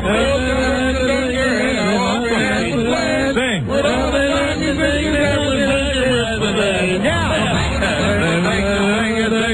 Away. Everybody. Louder. Yeah. I'm not hearing you. Dennis? No participation, Dennis. All right, I'm sorry. Can we start it over again, please? God damn it. How about the unicorn? All right, let's do the unicorn. What number is that? Number 2, song number 2. This will be good. I don't think we're good singers. Excuse me. I would like to tell the chorale something. Chorale meeting. All right, do you all hear me? I don't care if you don't know the lyrics. We're all singing loudly. Okay. All right. Absolutely. You know, that was funny because Mike just had like a little huddle with them. Yes, he did. Okay. Are we ready? Can we all, Dennis Murphy, participation? I will. All right. Mike, which stage are we on? I know. I'll be nice. Page 2, Tom. Okay, Tom. With people. This one's called the unicorn. Okay. Very good. Are we ready for this? Yeah. I'm ready. Go ahead. Yeah. Here we go. Turn the bass up. Happy St. Patrick's Day. Go.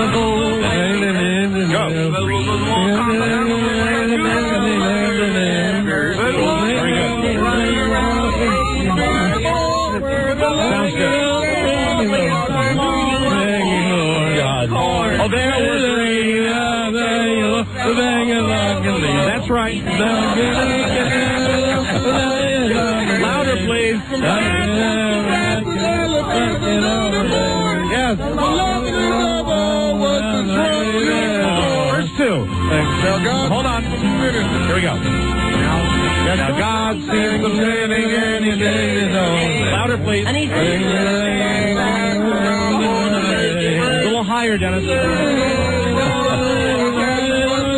Roar, Tom. Goddamn. Roar.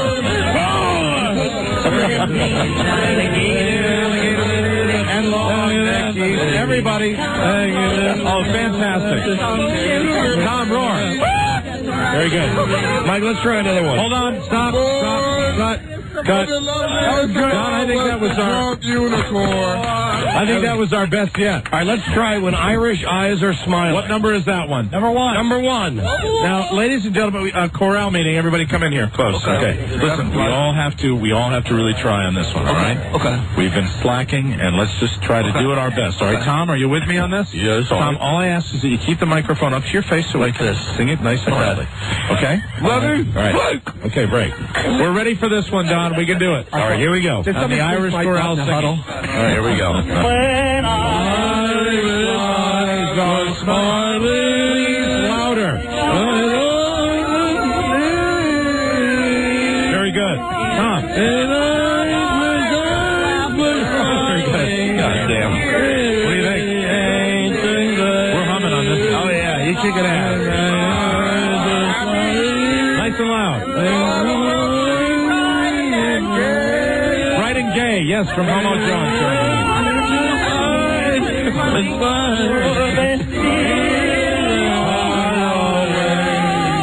Very good. All right, quiet now. Hold on. Hold on. Wild card now. All right, what are we doing now? You don't have a lyric sheet for this one. Okay. Jump around. All right, everybody ready? Let's go. They do, actually. Oh, they do? Yeah, they have words for this. What number? Number 9. Set. Yeah. All right, now, come on, let's bounce up and down. Everybody. Here we go. Happy St. Patrick's Day. Go, number guys. 9. Pack it up, pack it in. Let me begin. I do it. Sorry, that's good. Everybody, come on now. Come on, Dennis. Pack it up, pack it in.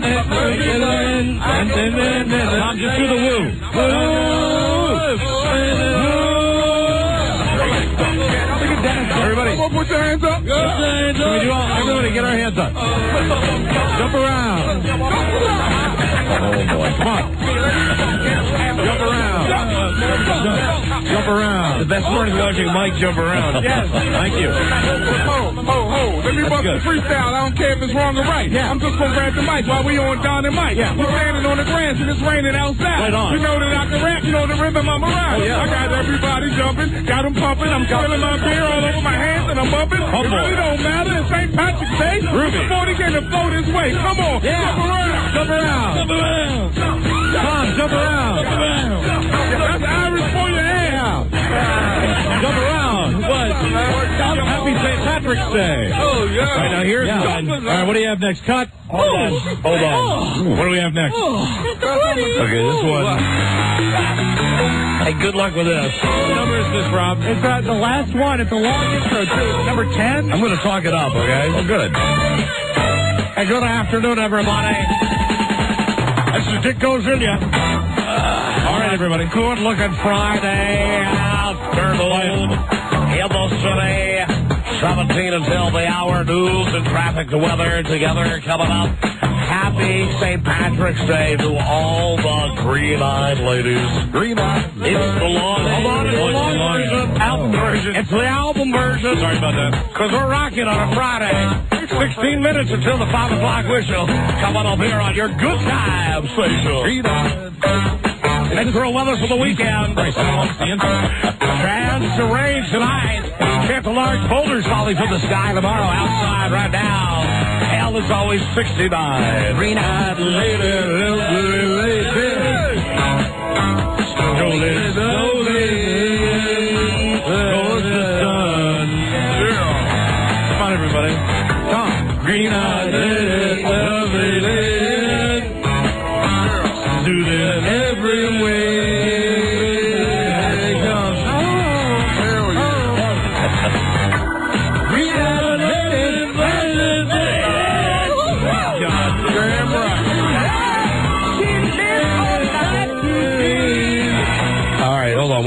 Thank you very much. Well, hey, a little applause for our group, huh? Yeah. Sounds for Congress. Very nice. All right. Mike, let's do one more. One more, please. Song number 8. I would walk 500 miles. I know Tom almost did that. I know it's not Irish. A good Scottish group, the Proclaimers. When I wake up, I'm All right, now, Tom, we're going to rely on you for this one, okay? All right, here we go.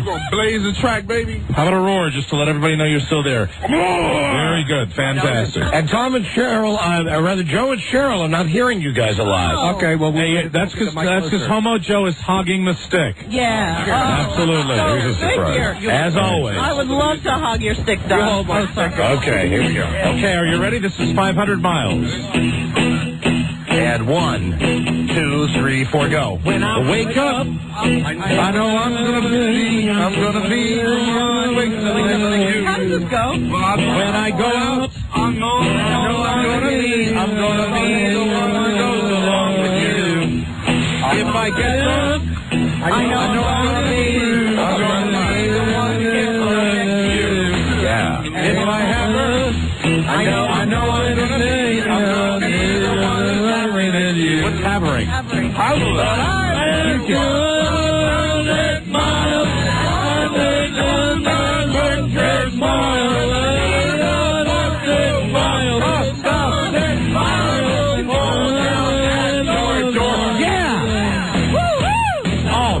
That's fantastic. That is fantastic. And now, Mike, very, very good, everyone. Finally, yes, Don. To wind up the concert. Yes, sir. How about a little a cappella? Song of your choice. Okay. That you guys have got all the lyric sheets. You know what? We're going to go back to the one that we started with, okay? We're going to go back to Danny Boy. I am going to duck out of here. I am simply going to conduct them, but we're going to do a tender version a cappella of Oh Danny Boy. And I'll tell you something right now, ladies and gentlemen. Get ready to cry. What number is that, Rob? That's number 5. That's number 5, all right? Are you ready, ladies and gentlemen? Yes. I'm ready to cry. All right, this is the St. Patrick's Day Chorale. Tom? We're going to need you to have the microphone up to your face. Thank you. Can't hear nobody. Dennis, are you ready? Now, on this Mr. one, 40? no one gets help from Mike on this one. This is strictly a solo by the tenors. You see the lyric sheet here? You see that? There you go. All right, Mike has thrown his lyric sheet away. That's right. We are ready to go. Hey, Don? All right. Yes, Tom. Can you turn my mic up, please? No. Tom, I've got it up as loud as it'll go. All right, here we go. Now, Dennis, don't yell at Tom. Let's have a cohesive group right here. Mr. 40's ready? All right, oh, Danny boy, on the count of 3. 1, 2, 3. Oh, Danny boy, the I told you it'd be beautiful. Yep. Beautiful people. Higher, Dennis. Very good.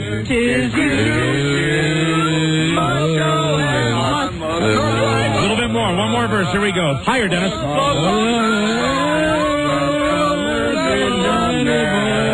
Higher, Dennis. Higher, Dennis. Still. Higher still. Very good. Yes. Oh, Danny boy. Oh, Danny boy. That's it. Thank you, ladies and gentlemen. That was a thing of beauty.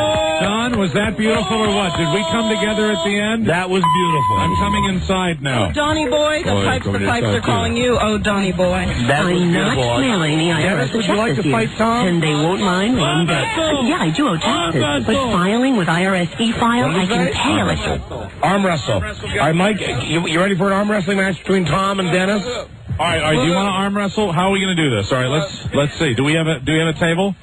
They should lay down and face each other. You want to? That's right. Yeah, They should lay down on the ground. Oh, he can't get down. Okay, that's right. He starts hyperventilating if he gets down on the ground. And we don't have a table here. All right, here we go. We're going to do it this way. All right, we're going to do it. Very good. All right. Now, Tom will be standing. Dennis will be kneeling. Tom is grabbing Dennis's stump. Okay. This is something to behold. Are we getting photographs of this? Don, do you want to count it off? Yes. Guys, we have to say go. Hold on. We got a little All right, we're going to have the arm wrestling match. All right. He's going to use his other hand. Other hand. So somebody support Tom on his right side, please. All right, Tom, you have to use this hand. I got him by the belt loop. Tom, this hand. Okay. Yes, the left hand, the other left. There we go. Are you guys ready? They're ready. On the count of 3. 1, 2, 3, go. Dennis won. Dennis won.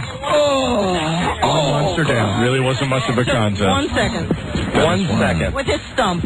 Unbelievable. Dennis won. Well, Don, that's about all there is from out here. Not with his stump. In the rain. Don't you want to stay out there a while more, No, Mike? I don't, Don. With your forest? Come on, Mike. I've had, unless you'd like me to, and you're the one with the kidney stones. I'd like to be out here all day if I Yes, can. what, Tom? Hey, can I come in and tell you about what happened down in Greenville? No. Well, tell him, Tom. Hey, please, my friend. What? Tell him. What happened? Hey, Don. What happened? I almost got lucky Thursday night. You did, Tom? Yep. You almost made love to a woman? Guy. No, How was it? A guy. Oh, to a guy. You did. Hey. And that's a movie, too. Hey, wait. I don't know what we're talking about. This is now like turning into one of John Hinckley's frat parties. Mike, I think you should run inside as fast as All you right, can. see y'all later. Thank you all. Thanks. Goodbye. Bye-bye. Bye-bye. Mike displayed a lot of patience out there. Yes, he did. There he goes. Still so Irish. I got a pizza available. Who wants to buy a pizza? Listen to him. He's selling his T-shirts already. Of course he is. I've got my T-shirts. He's an Irish peddler. A tinker. Tinker, tailor, soldiers, spy.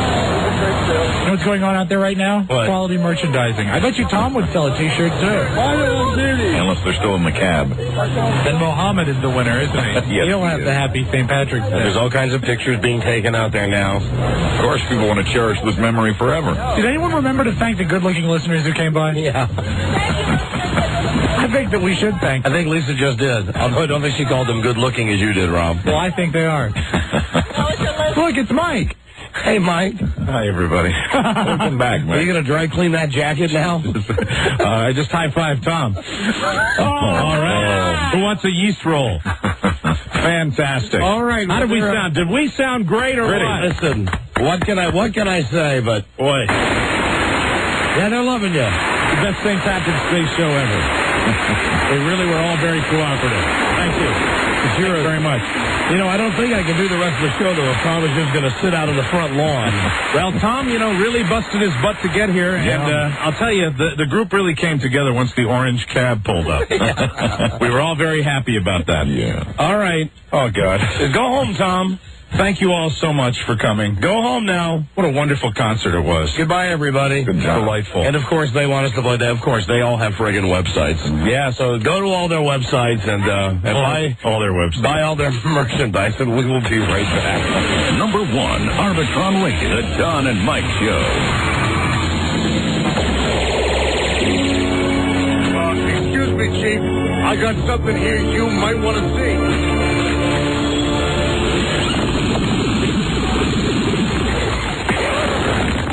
I hate when people talk during the movie. God damn it. Right. The Don and Mike Show. All right, it's time for Chuck Stossel. Buzz, before we get into Charlie Stossel's world, the new honest Charlie Stossel, giving us his real feelings about movies, right, Charlie? Passionately. Right? Absolutely. Right? I'm keeping it calm for now. Why are you keeping it calm now? I have to talk about exit wounds today. Oh, okay. All right, good. What time is it in Ireland, Buzz? 5 hours ahead. It should be 10 p.m. there now. Great, because before the end of the show today, we have to make our annual call. Absolutely. To the pubs of Ireland to find the drunkest guy we can. Always a pleasure on the show. But first, as we do every Friday, we're going to discuss movies with Charlie Stossel. And now, the pride of Puerto Rico. Here's movie man Charlie Stossel. Charlie, some of the sting is already fading from your Forrest review of 15 minutes with... I'm standing by that. With Robert De Niro. Right. Which could not suck enough. And when we're talking about the movie Monday, you called in. Right. And you promised that from now on, we would get absolute bottom line... If it's a bad movie, a piece of ass movie, you tell us. What you said was you weren't going to be as generous with those 3 porcelain dolls like you have been in the past. I will. If possible, I'd like to go to a 5 doll scale. Okay, that's excellent. Okay, a 5. That's a good idea. Doll scale. That's fine. So with a 5 doll scale, my question would be, what would a 3 doll movie be? A 2, a 2.5. In the old scale. See, I think a 3 doll movie is a movie I would go see. Anything 3 and above. I think giving him more dolls actually allows him to head all the more. No, I don't think so. I think it'll take a lot of those halves away. I think it would get us more 3s. Yeah, he's right. I think you should stick to 4. Make 4 the best.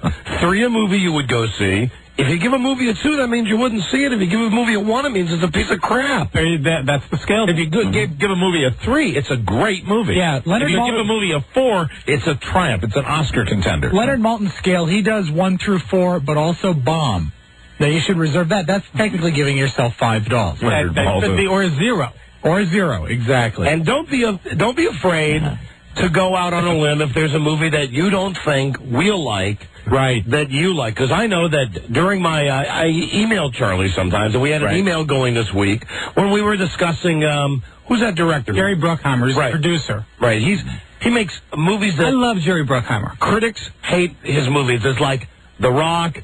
Gone in 60 Seconds, Armageddon. Coyote Ugly. Yeah, and I took your advice, and I really liked it, Charlie. You like Coyote Ugly? As you wrote to me in the email, as close to soft porn as you're going to find. PG porn as you will find. Yeah, really. Parabo on a bar I could take every day. I have my Friday night. There you go. Now, anyway, this is no stellar achievement. I mean, you'll laugh at parts, but the sex that these 4 or 5 women exude, and they all, when they're on the bar splashing in water and pouring water on each other, dancing, it's pretty hot. Yeah. Wow. So anyway, part of the email conversations that Charlie and I had were along this guy's movie, saying, most people don't like these movies. It's okay if Charlie likes the movie to come on and say that he likes it. He's going to get his balls busted. But if a movie's bad, tell us if you think the movie's bad. That was the whole point of the dialogue, that it's your opinion, not what you think I'll think, or what Mike will think, or what the people listening will think. So, could we conceivably bill him as the new and improved Charlie Stossel? There's very little improvement that you could do, but if that's what you would like. Well, you know,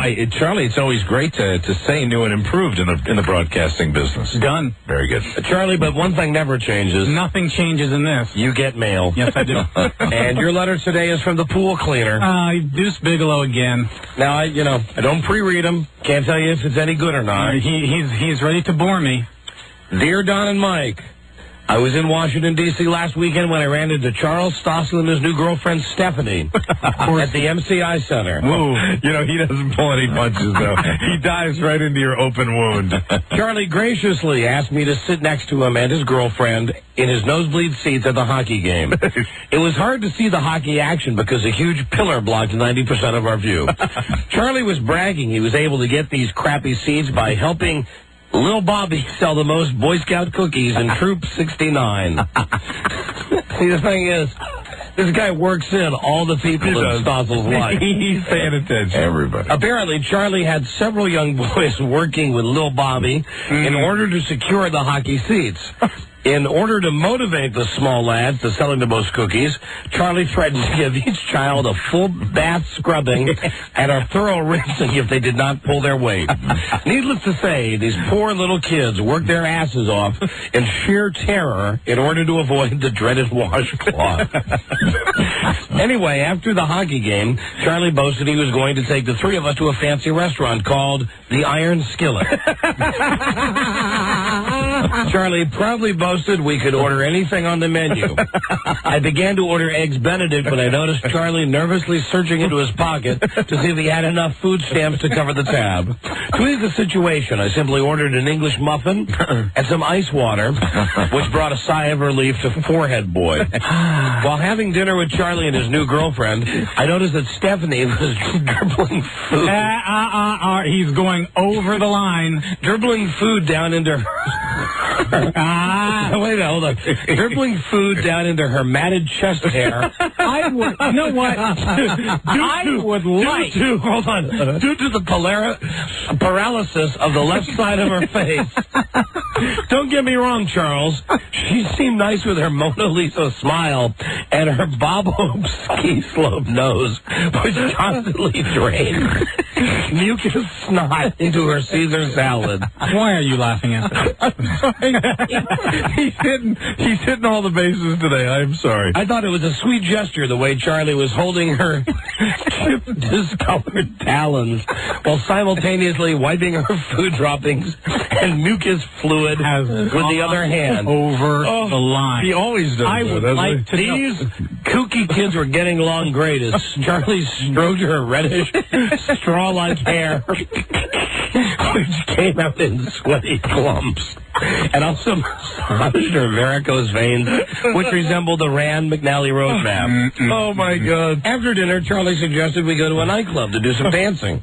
Charlie can sure cut a rug as he was performing the jitterbug out of the dance floor. His angel flights were flying everywhere as Charlie was gyrating his hips like a madman. His massive forehead was starting to glisten, while the foundation makeup that Charlie was wearing. He's doing it today. This is one of his better efforts. While the foundation makeup that Charlie was wearing was beginning to streak. The stench of high karate was wafting throughout the club. Stephanie tried to keep up with Charlie, but her club foot was slowing her down. And one of her purple veins also popped, and she began leaking fluid down her leg. It got so bad that Charlie slipped on the goo with his platform shoes and took a header on the dance floor. Platform shoes. Charlie finally stopped crying. Some employees at the club insisted that he and his basket case of a girlfriend leave immediately. Sincerely, Pat Moore. Oh, my goodness. You got him today, Pat. I'm looking at him. I'm looking at him. I'm not pissed. I'm not pissed. You know what I would like to know? When was the last time Pat Morris got laid? Whoa! My guess would be it's yours. Pat, you know what I'm going to do tonight, Pat? I'm going to have sex all night long, you son of a bitch. Bring him to me. I will fly him. You want a boxing match out front? I will take him out front and And that, Mike, is true. Oh, boy, I'm entertained. I hope our listeners are as entertained as I am right now. The paragraph that stands out. Yes. While having dinner with Charlie and his new girlfriend, I noticed that Stephanie was dribbling food into her matted chest hair. Out of bounds. Due to the paralysis of the left side of her face. Oh, Stephanie is out of bounds, and little Bobby is out of bounds. And that's why he goes right for them. Right. All right. Oh, my goodness. Here's your fan mail this week, Charlie. Oh, my God. There it is. I'm in a little bit of pain right now. That's funny. From Pat Morse, who incidentally always puts a return address. Do you want it? Yes, I do. There you go. There you go. For your collection of fan mail. Fire off a letter to him, Charlie. Oh. All right, Charlie. What's new this week? How many you got? You got 2 movies. This week. And everybody, get ready to be wowed for the new and improved, no holds barred Charlie Stossel movie review. The toughest critic in the business. Here he is. Right on. Ready to kick some ass. The first one we have is Exit Wounds. And this is Steven Seagal? Steven Seagal. He's back? Come back. Is he fat? He's lost a little bit of weight. Does he have a ponytail? No ponytail. Is he wearing one of those big sofas? Kind of. Does he have like a Nehru jacket on? Kind of. Does he talk like that? Yes. Driving. It's the squinched together eyes and the monotone voice the whole time. In this movie, he is shocker, a cop. I'm a cop. Who's a bad cop? Well, not a bad cop. He's an unruly cop. No one can control this guy. He goes nuts. He's crazy. He does the law his own way. Wow. He is the modern-day Charles Bronson. He wishes he were the modern-day Charles Bronson. That's an insult to Charles Bronson. I understand it is, but that's what I'm comparing him to. 2 movies that I thought were of a decent quality. Under Siege. Under Siege with Tommy Lee Jones. That's a great. That's the best Steven Seagal movie. Executive Decision, which he had a very small part. This is the Kurt Russell movie. Oh, right, where they hijacked the airplane. Right. Exactly. Yeah. Those 2 movies. Right up there. This one, I could take a dump on, and it would be better with the dump on it. Wow! Listen to this. Listen, this man's making a fist. Someone's got some hair on his balls this week. It's good marketing because they're marketing to the young kids that this fine young man DMX is in the film. Well, you don't like DMX? He's a fine, upstanding citizen, I'm sure. Oh, he's being sarcastic. You're dissing DMX now? Well, he's in the movie, and they market it like this is a partnership. They're both in equal. Well, DMX doesn't show up until 45, 50 minutes into the movie, and his role, while it's significant... Y'all gonna make me lose my mind up in here, up in here. Y'all gonna make me lose my mind. You know, I bet you pass the stone today if you keep dancing like that. I like DMX. Good for you. I like his music. He's a fine young man. What do you think? Is he a bad man? In this movie, he's a bad man. Who kind of helps Steven Seagal discover who robbed the fine police precinct where he works, where they beat the hell out of everybody, who took all the cocaine. All right, how many porcelain dolls do you give this movie? 1. And you want to make it one of your new Rob bombs? No. Okay. So the movie's worse. But it has a good opening scene, good action in the opening scene. All right. So this is a 1, which means it's not a good movie. This movie blows. Will this be the kind of movie that maybe tanks him for a while? Oh, no, it'll do okay. It'll do okay first weekend. All right. You know, I was reading somewhere here where somebody in this newspaper today says that they expected this 10 to 12 million, I bet. Steven Seagal movie they think is going to be, hold on. The Hollywood Reporter says they predict the Steven Seagal movie will open #1 at the box office this weekend. No, it hasn't. He has competition this week in Enemy at the Gates. Which is what? Which is based on... Oh, that looks fantastic. Based on a World War II... Was this Ed Harris? Yeah. Yes, Ed Harris plays a German soldier. A sniper, German right? Sniper. Right. Ray Fiennes' his brother, who was in Shakespeare in Love. Right? The guy that was, he was with Gwyneth Paltrow. Yeah. Joseph. Thank you, Rob. Joseph. And Jude Law, who was in Talented Mr. Ripley. He is dreamy. They are... He sure is. Jude really Law is. Great eyes. Jude lays down the law. He does indeed. He can lay down the law around me anytime. He's a Russian sniper. Yes, he is. Who... Snipe me. He's a very good shot. You know why Rob doesn't like him, though? Because for the longest time, Rob thought his name was Jew Law. Yeah, absolutely. Yeah, that's right. That's right. You know, Rob, hey, he has issues. I'm glad that we Rob... try to straighten him out all the time. Good for you. You should... Rob's Speedway. So, in this movie, the Russians are getting just the crap beaten out of them in Stalingrad. The type of troops where they throw you in the battle, and either you're going to die trying to kill the Germans, or if you turn around and retreat, the officers are going to start the Russian officers are going to, your own officers are going to pick you off. So it's nuts what they were doing down in Stalingrad. But this one guy starts giving the Russian army hope that they can beat the Germans, because he is just picking off Germans right and left. And this big myth surrounds him. Thus comes in Ed Harris as a German, their best sniper, to find him. And little by little, these two guys find out... Don't go too far with it. Not going.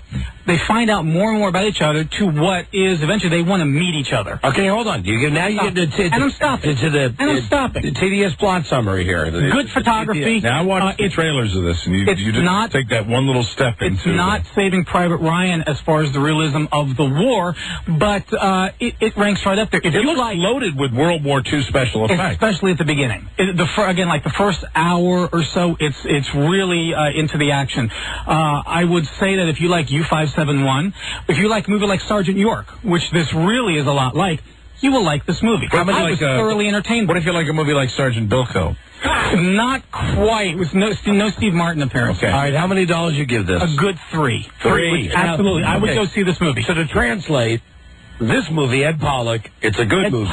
Pollock was Ed Harris. I'm sorry, Ed Harris. Ed Harris. Enemy at the Gate. Enemy at the Gate. Ed Pollock. And the Steve Seagal movie is awful. Sucks ass. Well, it's typical Seagal. If you've seen one of his movies, you've seen them all, except for the 2 that we had talked about that were decent. Hey, I'm going to blow you away. All right, Charlie, as always, there are calls for you. Oh. Hello, Don and Mike Show. Hey, how you doing, Don, Mike? Charlie? Hey, hi. Yo, I saw that movie last night, the Seagal one, Exit Wounds. Mm-hmm. Charlie, you're completely wrong. That movie is excellent. Seagal, the fighting is great. The action sequence. I think the action in the first scene, very well done. But it's the typical Seagal stick up his ass while he's walking, and that monotone voice. You've seen it all before. And these are the guys that made last year, about the same time, this movie called Romeo Must Die. Which right. And that guy, the guy that played DMX Party, he was in Romeo Must Die. Yes, he was. DMX was in that movie too. But what I'm saying is, Romeo Must Die, the reason I brought this up, is so much of a better movie than what this is. I don't know if I agree with you, Charlie. I mean, I just like Romeo. This gentleman, you know what I want to say? Entitled to his opinion. Listen to Charlie standing his ground. Yes, let's go to improve Charlie Stossel. This is like the kid. Johnny, go this weekend, Don. Well, you know, Bart does want to see it, so I probably will end up seeing it. But you know what? Thank you for the call. This is like... Yes, sir, thank you for the call. This is like the kid who gets beat up every week, and finally this week, he's in here, he's standing up. Fights back, He's ready to fight. But it was a nice exchange with that gentleman. He was polite. It's just like the kid in A Christmas Story that finally beats up Scott Farkas. Right. Absolutely. Ralphie. And when they said, Charlie Stossel is Ralphie this week, and he's using all those cuss words. Hello. Charlie Stossel is Ralphie. His little toady. Oh, fudge. Hey. Hello, Don and Mike. Hey. Charlie is a punk. I left Galleon's 10 minutes ago with a pair of 16-ounce Everlast gloves. I'm going to come down there and pummel his ass. Well, now why the hostility, sir? Why do you want to fight Charlie? Because he's a punk. Why? He thinks he knows everything that's going on with every movie that comes out. Absolutely not. Everyone has their opinion. You obviously have an opinion by calling, and it's a very low opinion, sir. And obviously, everything's solved by violence. You got to see Charlie sitting there folding his hands, trying to be calm. Trying to be calm. Anything else you'd like to come down to his level, Charlie? Go on. Hello. Don and Mike Show. Hello. Shan't. Hello. Hi, you're on the air. Hello. Hey, man, Charlie's got it all wrong. I saw Exit Wounds last night. It was a good-ass movie. And on top of that dumb movie Behind Enemy Gates, man, that's just the stupidest movie I've ever seen in my life. Did you see it? It's about white folks that's dirty. Now he's making it a black-white thing. It is. It's a black... Is that what it is, sir? Ask him. Ask him. All right. Ask me a question. They have this love scene, and me and my wife are sitting there like, how the hell can they kiss all over each other and stuff, and they haven't took a bath like in 6 weeks. It's not meant to be thrown. Yes, and I'm sure that the fight scenes that go on, like the carjacking one in Exit Wounds, are also realistic. You liked that, didn't you? I said there are some very good action scenes, but Steven Seagal's acting ability is non-existent. What about when DMX... And DMX is better in this movie than Steven Seagal as far as acting goes. And what about when DMX ties the belt around the gun and throws it up and shoots those Well, now you're giving away too much for the people who want to. Yeah, listen, get out of here. Goodbye. See you later. Hello, Don and Mike Show. Charlie, what do you think of Tom Hanks getting another Oscar? I think he should. Do you think he deserves it Absolutely. this year? Oh, God damn. Absolutely. Between him and Russell Crowe. And I think that Tom Hanks. Who else is nominated? I can give Ed you the Harris. Yeah, give me who's nominated in the best. Ed Harris. Okay, hold on. I got it. I got my Entertainment Weekly. That's the Cher lady. It is, and you know, some other woman was calling up pretending to be me, and I don't appreciate it. Sing like Cher. If I could turn back time. All right, go. You bitches out there imitate me. You can't deal with me. Okay, hold on. You know, actually, we should do this next. The Oscars aren't this weekend. We should do this next week with Charlie. Yes, absolutely. If we pick the Oscars. Yeah, we'll do it with the new and improved Charlie Stossel-Low. Let's hear who at least the 5 are. We won't say anything. Well, no, you can make your pick for Best Actor now. Go ahead. What the Tom Hanks. All right, I got him. All right, read them off. Javier Bardem. Who's that? Before Night Falls. Yeah. What's that? Small movie. It's an art movie. God. And Russell Crowe. Yeah, there's your winner right there. Tom Hanks. Please, he sucks. Ed Harris. Jeffrey Rush. Jeffrey Rush, even though Quill's... I got to go with Russell. I thought Russell Crowe was fantastic. He's outstanding. I thought he was outstanding, too, but Tom Hanks, solo, in the middle of that movie, carried Will not! Ed Harris. Please. Tom Hanks Hanks is not enough people have seen that movie where Ed Harris has a chance. Overrated. Tom Hanks and Russell Crowe. He's sticking with it. Tom Harris. Now I call him Tom Harris. I call Ed Harris Tom Harris Crowe. Right. The Gladiator guy wins the Oscar. Jeffrey Tom Harris Crowe. Right. Javier Jeffrey Tom Harris Crowe. Whatever. All right. Thank you, Charlie. That's it? That's it. Oh, Get you're out of angry, here. Don. You're off the hook. What? You're angry. Well, I'm angry because I'm screwing up the name. Oh, okay. I'm not angry at you. All right, guys. See you later. I'm not mad at you, Charlie. He's mad at the dirt. I'm happy with your performance today. Very good. Go. Very opinionated. Very strong. He'll try to pick up his self-esteem on the rest of the weekend. Strong like bully is Charlie Stossel. Man, got to give props to old Pat Morris this week. Yeah, great letter. That was one of his best efforts. Absolutely. Well, you want to defend Stossel? Well, I want to defend his opinion about the DFX movie and the Enemy at the Gates movie. The guy called in, and he was a little upset that Charlie took the side that Enemy at the Gates was probably a little better movie he didn't like. That the DMX movie wasn't very fresh. You know, the Enemy of the Gates movie, they took a lot of artistic license, but it is based, in fact, about two actual people that actually fought in the war. DMX movie, it was based on nothing. Okay, thank you. Right, and I thought it's a Steven Seagal movie. It is, but DMX is in it, so, you know. He's getting a lot of billing, too. Right. And unlike Charlie, I like DMX. I'm fond of black people. I'd like to see more DMX on DVD. Hello, Don and Mike Show. Hello. Hello? You're on the air. Hi. I was calling to speak to Charlie because I feel so bad for the poor guy. Because As do we.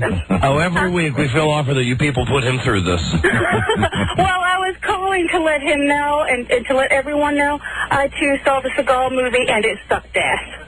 All right, thank you, honey. I'll see language from the pretty young. All right. Goodbye now. Bye. Goodbye. Well, that's why we have him on the show. Yeah. You know, nobody is in the middle on Charlie. They either write him letters saying that his girlfriend has matted chest hair and a club foot and drools, or they love him, or they love his movie reviews. Yes, he's a lightning rod. We, hold on. What is this? Charlie isn't objective. God damn, people got opinions on Charlie Stossel. Hello? Yeah, just wanted to point out that Charlie's not very objective because he didn't like a story about himself because his girlfriend and boyfriend was in it. I don't think that had anything to do with his movie reviews today. Yeah, well, that probably is the same with his movie reviews. And I would also tell you that objectivity is the last thing you want in a movie reviewer. Hey, you want his opinion. Yeah, there you go. I'm glad you're back, Don. It was Mike kind of flounders there without you. Oh, come on. Yeah, that's why, sir, that at least I know the definition of the word objective. I got nothing but fantastic. Hello. Many hangs up. Well, goodbye. We'll F you. Dick. Well, then F you. F you. We'll F you. Hello, Don and Mike Show. Hey, Don and Mike, my brothers. What's up? Yeah, hi. Hey, I want to ask you, did he review 3,000 Miles to Graceland? That might have been one of the weeks we didn't have him on. Hey, did you all see it? Because I saw it Wednesday and it is a great movie. Kurt Russell movie? Yeah, Kevin Costner. It is a great movie. I got to tell you, it was fantastic. All right, well, you're an idiot. Thank you. Hey, it's funny. No, I've heard from a lot of people it sucks, and I like Kurt Russell and I like Elvis, but... No, did you see it? No. No, it's really good. All right, thank you. Goodbye. Yeah, I tell you, Charlie Stossel causing a lot of controversy. Sure does. Oh, yeah, by the way. By the way, what? Stossel's a pussy. Stossel's a pussy. Another strong opinion. Boy, lots of opinions. All right, thank you, my friend. See ya. Bye-bye. Bye-bye. See you later. Hey. You know, I don't know. I know I say this every once in a while. I don't know when it turned in from a guy who's simply coming in to review movies once a week. He's got a lot of personality, and he brings it to the show. He sure does. And that was a great letter this week, if you're listening, Pat Morris. It really pissed him off, and it was really funny. It was. We'll be right back. Number 1, Arbitron Radio, the Don and Mike Show. Okay. Hi, this is Dorm Radio, DORM, broadcasting live from the basement of the Science Building. Great. America's most happening hate mongers, the Don and Mike Show. Hey, bring the girl in, please, Charlie. Got another girl to be measured. All right. For Monday's breastathon. I keep keeping track of the picks made by the dog. Remember, we had a dog pick the first round. Yeah, and the baby. And a baby picked the second round of the NCAAs. Of the games that have played thus far today, the dog's batting 500. That's pretty darn good. Yeah. Charlotte beat Tennessee. That's big. I think it might be an upset. Yes, it is. Gonzaga beat Virginia, right? Dog predicted that. Sure. Florida beat West Kentucky. Dog predicted that, right? And Arizona beat Eastern Illinois 101-76. Now, I point this out because there's that douchebag who said that none of our Final Four teams selected by the dog and by the baby would make it. Right. And Arizona is one of our teams that the dog and the baby picked to be in the Final Four. And Arizona is one of the teams that's favored to get to the Final Four. And the guy called yesterday all cocky, and it's nice to see that Arizona is beginning to make its way through the NCAAs. Absolutely. So that's where we stand. There's plenty more games tonight and all this weekend. And on Monday's show, we're having a bunch of flat-chested girls come down. They're going to be measured. They're going to be photographed.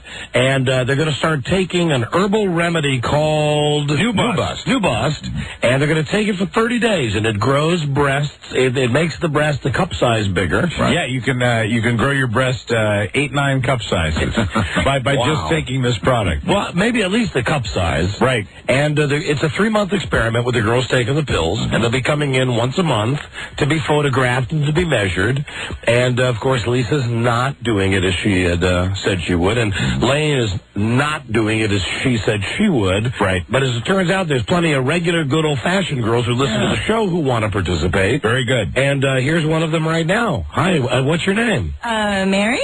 And you know what, again? I don't know. Another very attractive woman. I cannot believe how good-looking these women are that are participating in this study. It's amazing. This study. I like it now. I finally called it a study. That's correct, Doctor. All right. I feel like a really bad girl, though. You feel like a bad girl? Something really bad. Well, that's a good thing. That's not always a bad thing. Okay. All right. Are you? I see a ring on your finger. You married? You engaged? Happily married. Happily married. Don't worry. Yeah, we're very safe. Don't worry. You are looking around the room like you're in no danger here. None whatsoever. Well, see, it was my husband that told me that you guys were doing See, this is like the second or third girl who said that her husband asked her to come down and do I've been this. begging for augmentation, and my poor husband, he says that he will do it. He'll pay for it for me, but I have to still want it next year.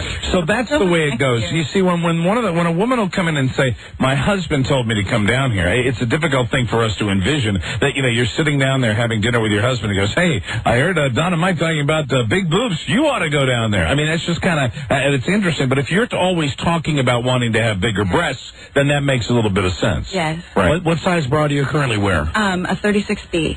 36B. She might be like the Dolly Parton of this contest thus far. Absolutely. It's a water bra. So see, like, if it actually increased to a size, what it looks like right now is what it would be. Okay, so the water bra, that's the new bra, right? Well, what's a water bra? That's the one... you want to touch it? I don't think Frida would let me. Well, if she'd let me touch it, you can take it off. Okay, well, I'll just show you. Okay. I'm doing it the nice way. It's a new product, right? Oh, yeah, it's like Fredericks of Hollywood. It's like has water, like gel on the inside. Pass it over. Let me see. See, now I can see. All right. I had a cute little bust before I got pregnant, and then I got pregnant. It's got like gel in it. It's smelling it. It's so gruesome. Of course. Can I have it back, please? Of course, it's smelling the inside. Of course. There you go. You want to feel, Mike? It feels like it's got little like jelly inside it. Yes. Like there's people walking by the window. Can you? Yeah, Robbie, would you go stand outside the window so no one sees her with the top off? Seems to have a very firm underwire. I think it's. Yeah, who did that? Who's running around out there? Knock it off. All right. Well, then Rob is standing guard now, so no one in the window can see. Okay. Very good. So, Rob, where are you? So now we need you to take your shirt off. Okay, can I face this way? Do I have to face this way? Well, you face this way so Mike and I can see you. None of those people can see. No, you don't Rob? understand how bad I feel. Rob, no traffic either way. My daughter's going to ask me when she gets older.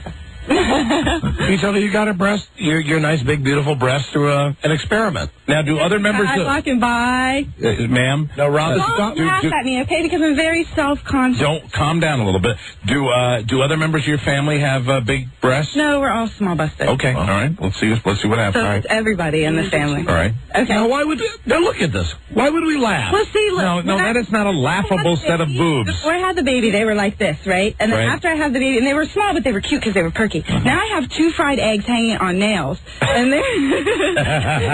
You do not. I need it fixed. You know what? I need it fixed. One of the things... Augmentation, I would be so happy. Whoa. I'm serious. I would be so happy with augmentation. Really? Yes, I want them. One of the things that the lady said that's doing this new bust product said, for women that have had babies, that this can really improve firmness, and it can lift them up, and it can do all those things, so we're going to wait and see what happens. I want augmentation. Okay, hurry up. Let's get over. She was like... Okay, listen. Very good. As far as the other women who have come in for this contest, you might have the biggest breasts in the contest. You're stacked. Really? Yeah, compared to the other girls who might have the biggest. In fact, you do have the biggest breasts in the contest. I would like. Hold on, Lisa's not done yet. There's one more measurement. Got to measure over the nipples. Over your nipples. Here we go. This is the one we always like watching. It's cold. It's rather erotic. In here? It's very cold in here. My poor husband. I love you, honey. All right, Lisa, what are the sizes there? 33.5. Over top. All right, and B. That's your B cup, right? Yeah. Okay. So 33.5. That's the biggest we've had thus far. So, I mean, you could be a 34C, and by the end of this, 3 months, we'll see what happens. Augmentation and be D. No, you see, we're not doing that. We're not doing the augmentation Well, game. I know that, but, if this helps and this, makes it look, Wouldn't you prefer something like this so you don't do the augmentation? That's exactly why I'm doing it. All right, beautiful. We'll get out of here. We'll see you Monday. Thank you. Good luck. When we're going to get our 3-month supply of pills for all of the girls. There she goes. They will all strip down, topless. They will all take their first pill together on the show on Monday. Right. And we're going to photograph them. And then with their permission, without their head showing, we're going to put their breasts up on the website. We'll have to do that thing where we put, the blue dots over the nipple like they did when that Kennedy kid did whatever he did. Right, absolutely. So that you can at least see the size of the breast, and then 30 days later you'll be able to check in and see if they've grown, and then another 30 days and another 30 days. We've got all the measurements, and it's going to be interesting to see what happens. We're very psyched about this little experiment. I think we have plenty of girls. I think we might have more than enough girls now. Yeah, she might be an alternate because we have 6 girls and 1 alternate now. So the girls that are coming down now, the total experiment is with 6 women. That's the way I understand it. And it's the smallest boobs that will get to play the game. Absolutely. So she might be SOL. Yeah. But it depends. Because a lot of times we have girls that sign up for stuff and then they don't come down. Yeah, we'll see what happens. I mean, if we do have a full complement, I don't know if they can add 1 more to it or not. I'm not sure how that works. Why not? What, it's 90 extra pills. Yeah, I don't know. Yeah, it's a Charlie Broyhill thing. Hello, Don and Mike show. Hey, buddy. Hi. Just calling to let you know that new bust that you're talking about here, my wife tried that, and it worked wonders. Really? Yeah. Excellent. I didn't know what it was called at the time. It would be my mother-in-law, who is into the herbal medicines and the health food and all of that. She told my wife about it, and my wife tried it. It was like a 36 BC border, and now she's a pretty healthy 36D. All right, this was quite a while ago, and to the best of my knowledge, she doesn't take them anymore. Wow. And that had been one question the girls had is, when I stop taking the pills, will the boobs shrink? Mm-hmm. My wife's haven't. I can't speak for everybody, but my wife's haven't. Well, it's going to be fun to be along for the ride on this experiment. All right, thank you, my friend. Hello, Don and Mike show. Yeah, I wanted to talk to Don about his kidney stones. I've had a vast experience, and I wanted to ask him a question related to Superman and kidney stones. Let me see if he's here. Don? Yes, Mike. There's someone on the phone that says they have vast experience with kidney stones, and they want to ask you a kidney stone Superman question. Do you want to take the call? Will you screen the call for me, please? Yeah, hold on a second. You want to talk about kidney stones, sir? Yeah, I want to talk about kidney stones. And then something about Superman. What about Superman? Yeah, Mike, it's about what would Superman do if he got kidney stones. Hold on just a second. Okay. Don! Yes, Mike. The call is going to be, what about Superman? What would he do if he got kidney stones? Do you want to take the call? No, tell the guy, because the answer would just be like when Superman shoots his load. Sir? Yes. Don can't take the call now, but he said it would be just like Superman shooting his load. Really? That's what it would be like. So that's the answer to your question. But unfortunately, at this juncture, we're not going to be able to put the call in the air. Tell him I said thanks for calling, though. Gosh darn. Don said thanks for calling, though. I heard that. Okay. And thank you, Mr. O'Mara. My pleasure. Always glad to help. Absolutely. Have a happy weekend. Bye-bye now. Bye. All right, goodbye. All right. Goodbye. Terrific. I mean, because we've already established that if Superman was to ejaculate, that Superman could, it would go through a wall. I mean, so I got to think a kidney stone would simply travel farther, but it would have virtually the same effect as Superman's ejaculation. He would probably be able to pass the kidney stone with such a velocity that it might not hurt him that bad. He would just get it out of there real quick. It wouldn't be that slow, agonizing trip down the urinary tract. And you know what else? I bet that Superman could pass a kidney stone, shoot it out of his wet thing, and with his super speed, jump in front of it and catch it. Stop it. Sure. With a strainer. Yes. Well, now it would have to be a very, very... titanium strainer. Yeah. That will have to be like a kryptonite strainer, actually. You know what? That would be really cool. What if the kidney stone was made of kryptonite? Hey, there's another girl here. Bring her in. All right. Fantastic. We got one more girl. Because if it was just the right size piece of kryptonite, it could equalize him. It could make him a man. Make him mortal. It could mortalize him. It would be incredible. Let's bring this next girl in, because we got to get to our Friday favorite, which is coming up next. Hello, girl. Girl. Where's the girl? Girl with kaleidoscope eyes. She's gone. I watched the good Superman and Lois today. So I didn't have to drive carpool today. Lois and Clark? Yeah. What did I call it? Superman and Lois. Yeah, well, same thing. Yeah, you know, the Dean Cain. That's another pleat in your case. Dean Cain.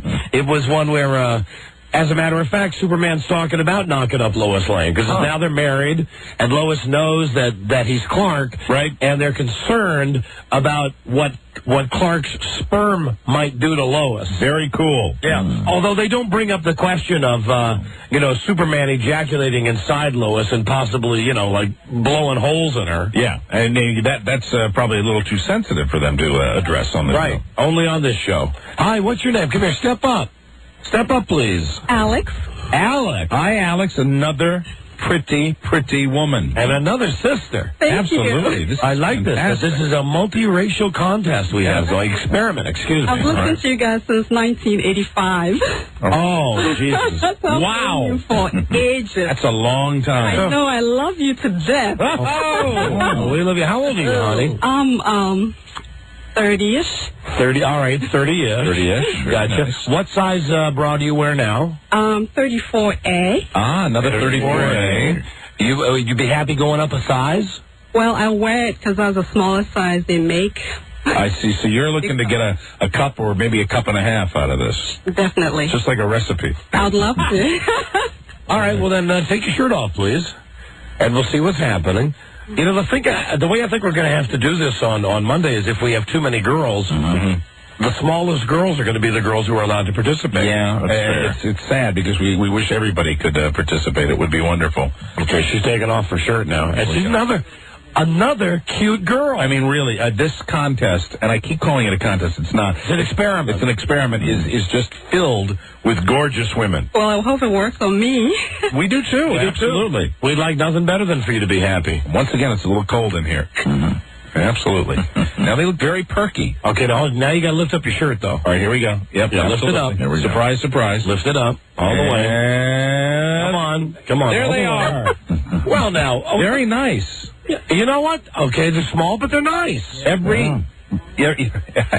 hate to say every set of breasts. Every set of breasts we've seen have been perky and nice. They're pretty. And the last lady had, a nice handful there. She did.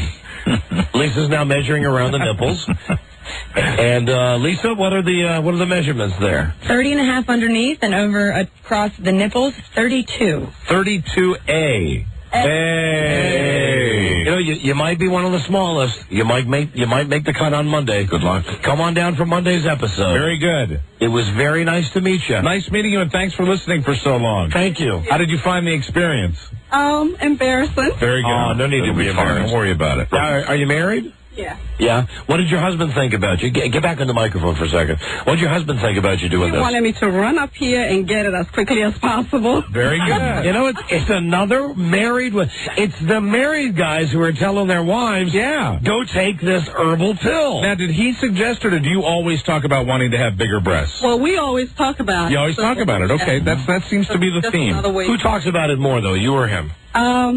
Probably both of us. We're both fascinated with breasts. Ah, really? All right. Both. So are Mike and I. So is Buzz. Yes. So is Rob. Yes. So is Lisa. Fantastic. Have you seen Lisa touch her own breasts? See, she's doing it right there. There you go. And you just touched your own breasts. It's just contagious. And me with kidney stones, I can't get aroused now. I know. Thank God for that. Feel that, Rob. There's nothing to feel now. Well, that's good. Okay. That's a really good thing. All right. That's a good thing for Rob and everybody in here. Okay, well, listen, we have to break for two reasons. First, I've been drinking all my fluids. I'm going to take my strainer. Good. I'm going to go urinate. Good luck. Going to let you know if we have a winner. Nobody has Friday, right? No, nobody has today. So how about if I pass it today, I get the money? If you pass it today, we'll give you the money. Yeah, well, there's not a chance it's coming out today. You'll be in agony. Yeah. You won't care about the money. Yeah, listen, if I pass it today, that's the end of my participation in the show today. That's right. I guarantee that. Absolutely. So I'm going to go to the bathroom with my strainer, see if the kidney stone comes out, and we'll have our Friday favorite when we come right back. Number 1, Arbitron Radio, the Don and Mike Show. What's Superman's name? Clark Kent. No, the actor. Christopher Reeve. The new one. Dean Cain. Right. Now, where does he work? At the Daily Planet newspaper in Metropolis. Hey. I know, I'm just teasing. They're on the Warner Brothers lot. Fine. Could you get him for me, please? Sure.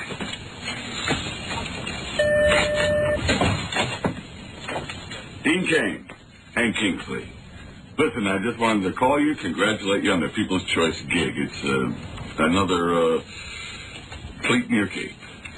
And here it is.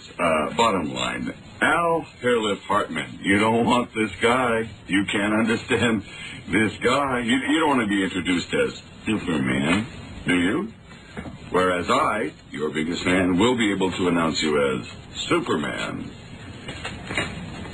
Or Dean Cain. Sure. Whatever you prefer. Hello? They'll flesh the pot with everything they breathe. Don Geronimo and Michael Zera. Oh, we don't have a winner. Oh, man, and I'll tell you, how you doing? I'm doing all right. You react to pain in the same way that I do. I can't am blame you embarrassed for what you did. No, you shouldn't be embarrassed. I am truly embarrassed. I get angry, too. I really do. For anybody that just tuned in, Don has just shot Rob. Wow. Don has just murdered Rob Spiewak. Well, he's hurt. Oh, okay. All right. Jesus Christ. I'll tell you right now, empathy is an interesting thing, but when you walked in here, we were all kind of feeling that. That's tough. And every time you go until this thing's over, that's what it's going to be like? Yeah. You know what I recommend? I know you're supposed to do one night a week, okay? Of drinking? Really, in all seriousness, I think you get a free pass. Oh, God. See? He is in pain. He is. I'm sorry. Oh, God. Yeah. I'm sorry. I just dropped the S-bomb. Oh, man. Perfectly understandable. Oh, man. Okay. All right. Okay. Wow. All right. Now, so no winner yet. No. You didn't win your own money. No, the stone has not passed yet. And thank you for using your own honor system. Because you could bring in like a piece of a grape or something and say, it was you. No, but you'd know because I'd still be miserable for the rest of the show because the doctors have told me as soon as I pass this thing, it's going to be like, things are great. Well, I'm banking on tomorrow. All right. Well, everybody's got the beds down. Absolutely. Thank God. I don't think I'm going to have to pee again before the end of the show today. Very good. Let's play our Friday favorite. And someone who I know I can relate to. Because even though I've never had them, I hear that hemorrhoids can also be very painful. And Don, how are you? And Rush Limbaugh, I know. Good to see you. I was listening to your excruciating pain, and I just want to tell you, ladies and gentlemen, I can relate. I can relate to all this pain. Everything you've gone through, I've gone through, only in a different part of my body. My hemorrhoidal tissue, ladies and gentlemen, has been excruciating to the point where I was actually on my knees in tears, crying like a small infant. I'll tell you something right now. And I say this with good authority, that hemorrhoidal tissue pain is nothing compared to what you're dealing with now. Well, Rob and Mike just saw me, and Jesus Christ, this is embarrassing. They saw me crying when I came back into the studio. Well, Mike did not observe any tears right now, and he looked away. So it's nothing you really want to worry about. So please don't concern yourself with that. I'm here. I'm not. It's great to see you, though, because I'm a DJ just like you. I was Jeff Christie. Jeff Christie, DJ extraordinaire. Fantastic. It's good to see you. How do you deal with the hemorrhoids? The hemorrhoids, the tissue, weak rectal tissue has run in my family for years. All the Limbaughs have had it, and I'll tell you right now, it's not pretty. It's not pretty at all, but I do my job because I'm a professional EIB.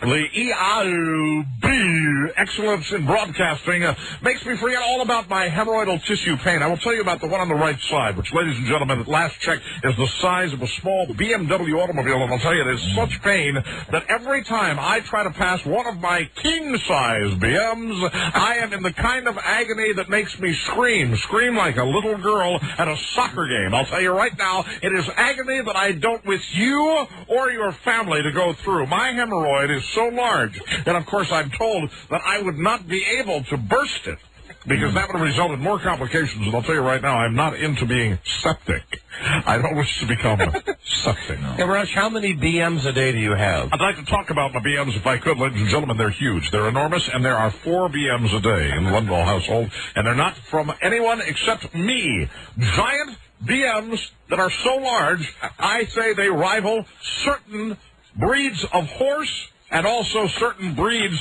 of mammal. I'll tell you right now, they're enormous. They are so large that actually I experience the pain, but I am so proud of them. I photograph all of them with a Polaroid camera. I put them in my office, and I keep them right next to my selection of ties. They are fantastic. They are no more odor than a hot biscuit. I'll tell you that right now. Many questions for you. No. Yes, many questions. I understand you were talking about me. You requested me to be on your program, which is something I never do. I'll tell you right now, I don't do that because it's something that I really don't like to do. But I'll tell you, I'm here now, and I will answer any questions you have. That's what I'm here to do, and I hope you don't mind me taking some time to answer them thoroughly and completely, because that's what I do. All right, first, I had a personal issue with you. I know Mike had a personal issue. I understand people have personal issues all the time. What are, Donaldo, Jeff Christie, what are your issues? Your love of Opus X cigars. I understand there's a jealousy factor there. Ladies and gentlemen, there's nothing like a fine cigar. At the end of a very, very difficult week of work, there's nothing I enjoy better than relaxing with a fantastic cigar from the Dominican Republic. I tell you, the Opus X's are incredible, especially after a good meal. I'd like to point out that I'm on my beefsteak tour this weekend. I'll be appearing at some of the finer steakhouses this evening. I'll be at Morton's, the Palm, also Salmon Harry's, enjoying a large piece of beef, and then of the lower tier of the steak houses tomorrow evening. I will be at Outback, Sizzler, Lone Star, and the McLean Family Restaurant. So if you'd like to see me and we can talk beef and then afterwards enjoy a fine cigar, I would love to do that. And I understand you, too, are an aficionado of cigars. Well, now, let me just tell you, this is my bitch with you, and then I'll get to Mike's bit. I don't like that language. Please don't work blue. I understand you're doing what you do. You do what you do. I do what I do. But on that word, if we can lose the bitch, I'd really appreciate it, okay? Can we do that, pal? You just said it, though.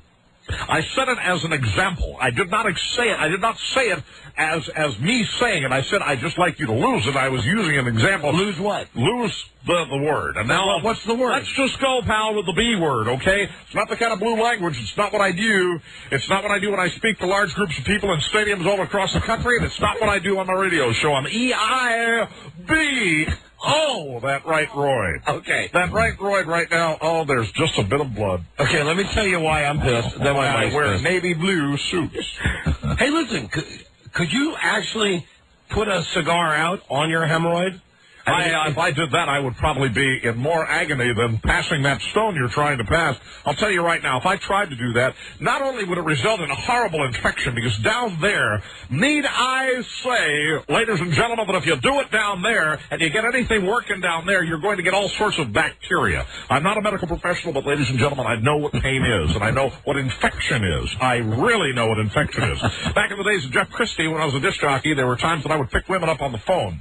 And I'll tell you right now, I met a woman who was in her late to mid-40s. I'm not sure exactly how old she was. I would guess probably 47, 48 years old. And I'll tell you right now, we had a brief tryst. In that time, I learned my lesson, because I'll tell you what I did, ladies and gentlemen. What'd you do? I contracted gonorrhea, syphilis, chlamydia, crabs, and I had a horrible rash and honeymoon cystitis, all with one tryst with that young lady who will go nameless. And I'll tell you right now, I learned my lesson valuably, but I know about infection, because I was not able to function normally sexually for a good amount of time after that. And, of course, back then I was only a svelte 220. Of course, many of you might be familiar with my work when I ballooned up to a great 347 pounds and then lost some of it, and now I'm working very hard to gain most of it back. Those of you that watch the AT&T Pebble Beach Golf Tournament will know that I am really working hard to expand my waistline up to its former 45 inches. Thank you very much. I know it's a two-pronged question here. Why we have this bitch with you? Sure. Oh, there you go again. Well, if you want to wear blue, there's nothing I can do. I'm in your arena. I respect that. I respect that, ladies and gentlemen. If you want to wear blue, fine. Just remember, it's coming from this man over here, this man, Don Geronimo, not coming from me, Rush Limbaugh. Jeff Christie. Jeff Christie. The brand of cigar that I like, Opus X, the hardest cigar to find in the world. The Fuente, Opus X, a fabulous treat, a treat for anyone. I urge women to smoke them also. And anyone knows me that listens to my politics, you know I'm anti-woman in a very big way. But I urge you to light up one of those Fuente Opus X if you get your hands on them. You know, I'm lucky if I got 10 of them in my humidor. I understand that you go to these auctions where you drop like $100,000 at once, and you pick up like 10,000 of these cigars at a clip. I love them. They are so delicious. It's like having a cup of hot cocoa. That's the kind of cigar they are. Let me tell you something, Don. Can I tell you something, Don? What? I'm going to tell you how much I love these cigars. Sometimes there's no better time to enjoy a Fuente Opus X cigar than after a lovely steak dinner. And a lot of times that's the best time, and they taste better right after a steak dinner. So conceivably, if I'm out on a long evening and I want another cigar that's going to taste best, I will put my finger down my throat, regurgitate my meal that I've previously eaten, go to another steakhouse, and light up another Fuente Opus X right after the evening meal. It is fantastic, and I know what I'm talking about, because anyone that listens to me knows that I know everything I'm talking about, and I'm an expert on many subjects. All right, now here's Mike's pitch with you. Mike is a golf fanatic. A golf fanatic. And I know God bless him. That's fantastic. It pisses him off also. Yes, sir. To see you playing in the Pro-Am, to see you playing in the Bob Hope. Absolutely, yes. I play in all those golf tournaments, and I'm very proud of the progress I'm making. I am currently a 38 handicap. And I'll tell you right now, there's nothing I enjoy than getting out there on the grass and just taking a whack at one of those little light balls. It's fantastic right now. The other day, I took a 9 on a par 3, and I never felt more alive. It was absolutely fantastic, and I really enjoy playing with the crowds. You know, they all love me, EIB, and me. They want to see me, and EIB, it means so much to me. All right, now, Rush, now that we've gotten past the personal point. Hold on just a second, will you please? Yeah. Just have to do a little rearranging, because all this talk, you know, and you've got another fellow broadcaster in the room, you just have to rearrange those shorts. And I'll be honest, my boxers, which have color patterns designed by my wife, incidentally, have written up almost to the point where I think they're in my small intestine. Hold on just a second here. Just going to pull those out. Here. Oh. Can you wipe yourself? Yeah, absolutely. I wasn't always able to. Did you see me at the golf tournament? I was a little svelter than I used to be. There was a time when I had to use salad tongs to get the tissue back where it needed to be to do the business, and it was a very, very tedious process. And I'd bring a big briefcase that shows that I'm a businessman and not Jeff Christie DJ. And I have a big briefcase, and it would be filled with different tongs of varying sizes and grip pressures. Okay, now, what I'm going to do is, we're going to go to a commercial break. That's a good idea. You have to pay the bills. Absolutely. And I'm essential. I'm all for big business. I'm going to speak with you off the record. In private. Off the record in private, I can do that. Yes, sir. About your politics. Politics, absolutely. Yeah, there'll be no problem. While we are on the air, before we break. Sure. You firmly believe everything you espouse on your show, you're absolutely Republican. I'm a card-carrying Republican, and I'm proud to be a Republican and a conservative, and I wish that the country would come around in totality to my point of view. Because I believe in my point of view, ladies and gentlemen. I feel that the conservative Republican point of view is extremely important to the future of this country. And I sure hope that everyone will share my point of view. I will, you've heard it from Rush Limbaugh. Let's break, and Robbie, tell me when we're off. Let's break. And clear for 6 minutes. All right, we got to... Hold on. Yeah. Hi, how you doing, Don? I'll tell you right now. Rush, sometimes we're monitored on closed circuit here in the building, so okay. You can't drop the S-bomb. I can't say things. Okay, I understand that. But just between you and I. May I sit? Yeah, have a seat. Sorry, we're in commercial break? Eh? Yeah. How you doing, man? I'm doing great. Oh, I'll tell you, I'm in D.C. for just a little while, and I'm really looking forward to going out and meeting some chicks. I'm married, but I don't care. You got any good hookers around here? Anything like that? Could you give me some of those cigars? Could you get Mike on a good golf course? Yeah, we can do that. Yeah, no problem at all. Now, listen, this crap with your show. I got a theory. Because I know. What a scam, huh? You're a disc jockey like me. And like Jeff Christie. Like I was a DJ a long time. Yeah, you worked at Q14 in Pittsburgh, right? Q14 Pittsburgh, a long time ago. Now, it's before I did the Politics Act, which caught on like wildfire. I tell you, that act is... it's a fantastic act, isn't it? Listen, you really pull it off, but it's total crap, right? Oh, my God, absolutely. Did I mention to you that I'm a communist? No. Card carrying. No, come on. No, I believe in socialism. It's, I think it's the only real way that, people are eventually going to get along together. But I'll tell you, socialism isn't going to get my ratings points up. So I go with what people want, the simple things that's what they can digest. They can digest that type of stuff, and that's what I'm doing. What do you think of your listeners, the people who listen to your show? Thick-headed, oversized foreheads, the whole 9 yards, the slackers, the dullards, kids that didn't pay attention in school, but they eat it up. I just trowel it out every day.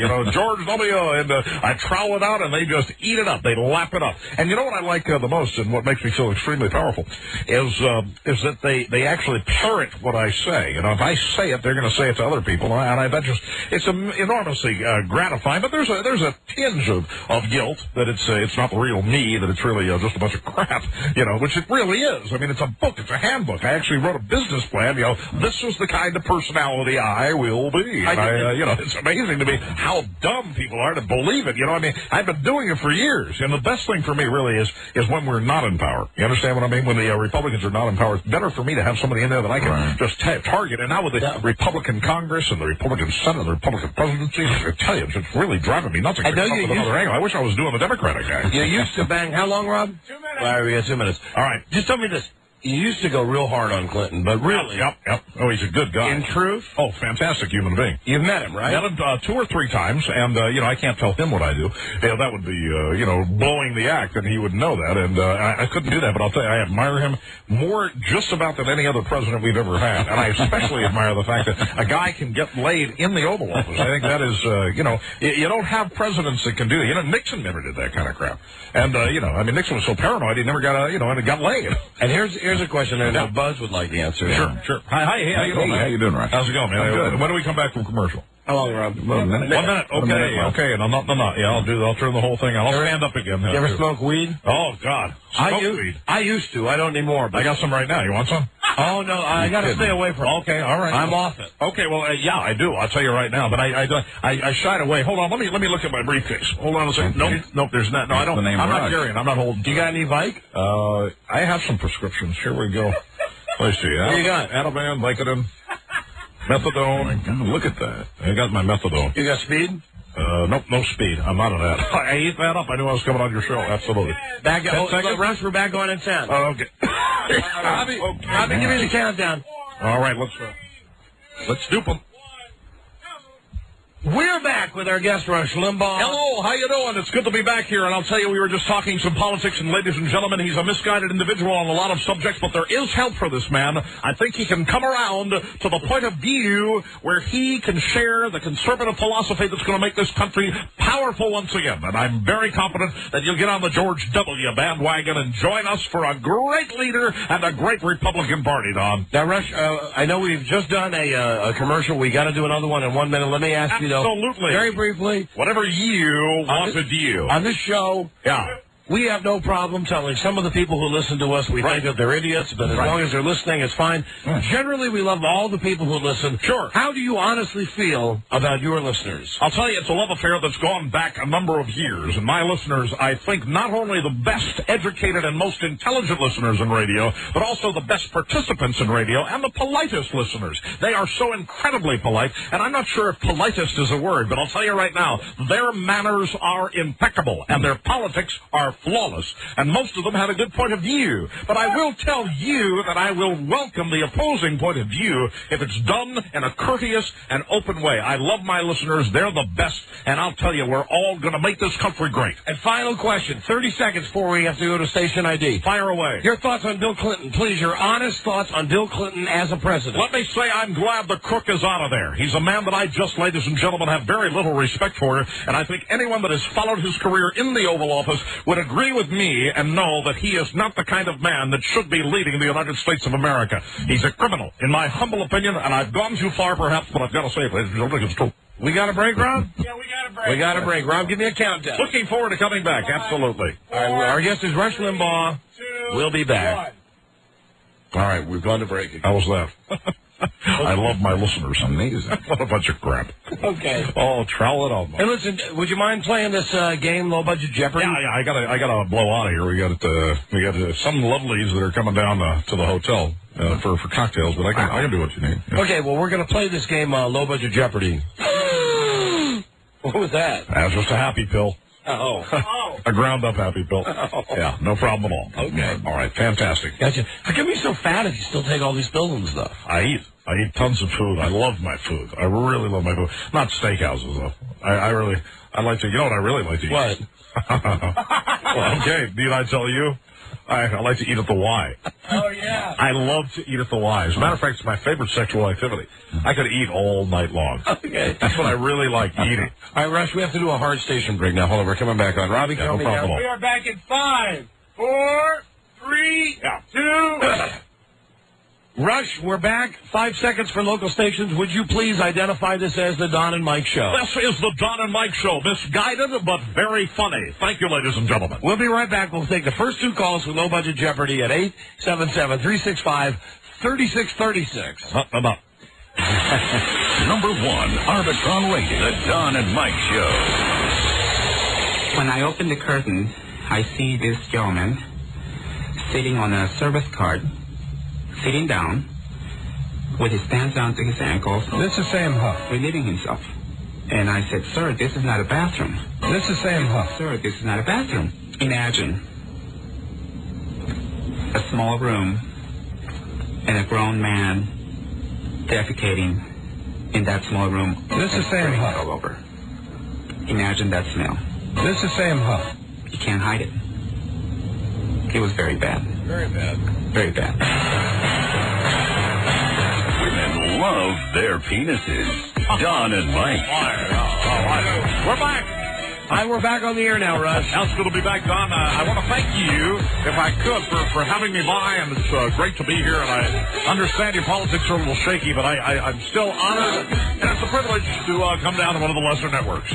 Well, frankly, Westwood one? Yeah, absolutely, yeah. I've seen the reports. Well, we're in agreement there. There we go. Fantastic. Thank you. Rush, let's play low-budget Jeopardy. I've been briefed, ladies and gentlemen, I've been briefed on exactly how the game is to be played. I will read these cards that they've given me right now. And here we go. Let's get started. Let's get rolling, shall we? Ladies and gentlemen, this is low-budget Jeopardy. I'm not telling you a fib there. And let's welcome our first contestant. This is our challenger, an accountant from Scarborough, Maine. Let's say hi to Patrick O'Reilly. All right, how do you say Patrick?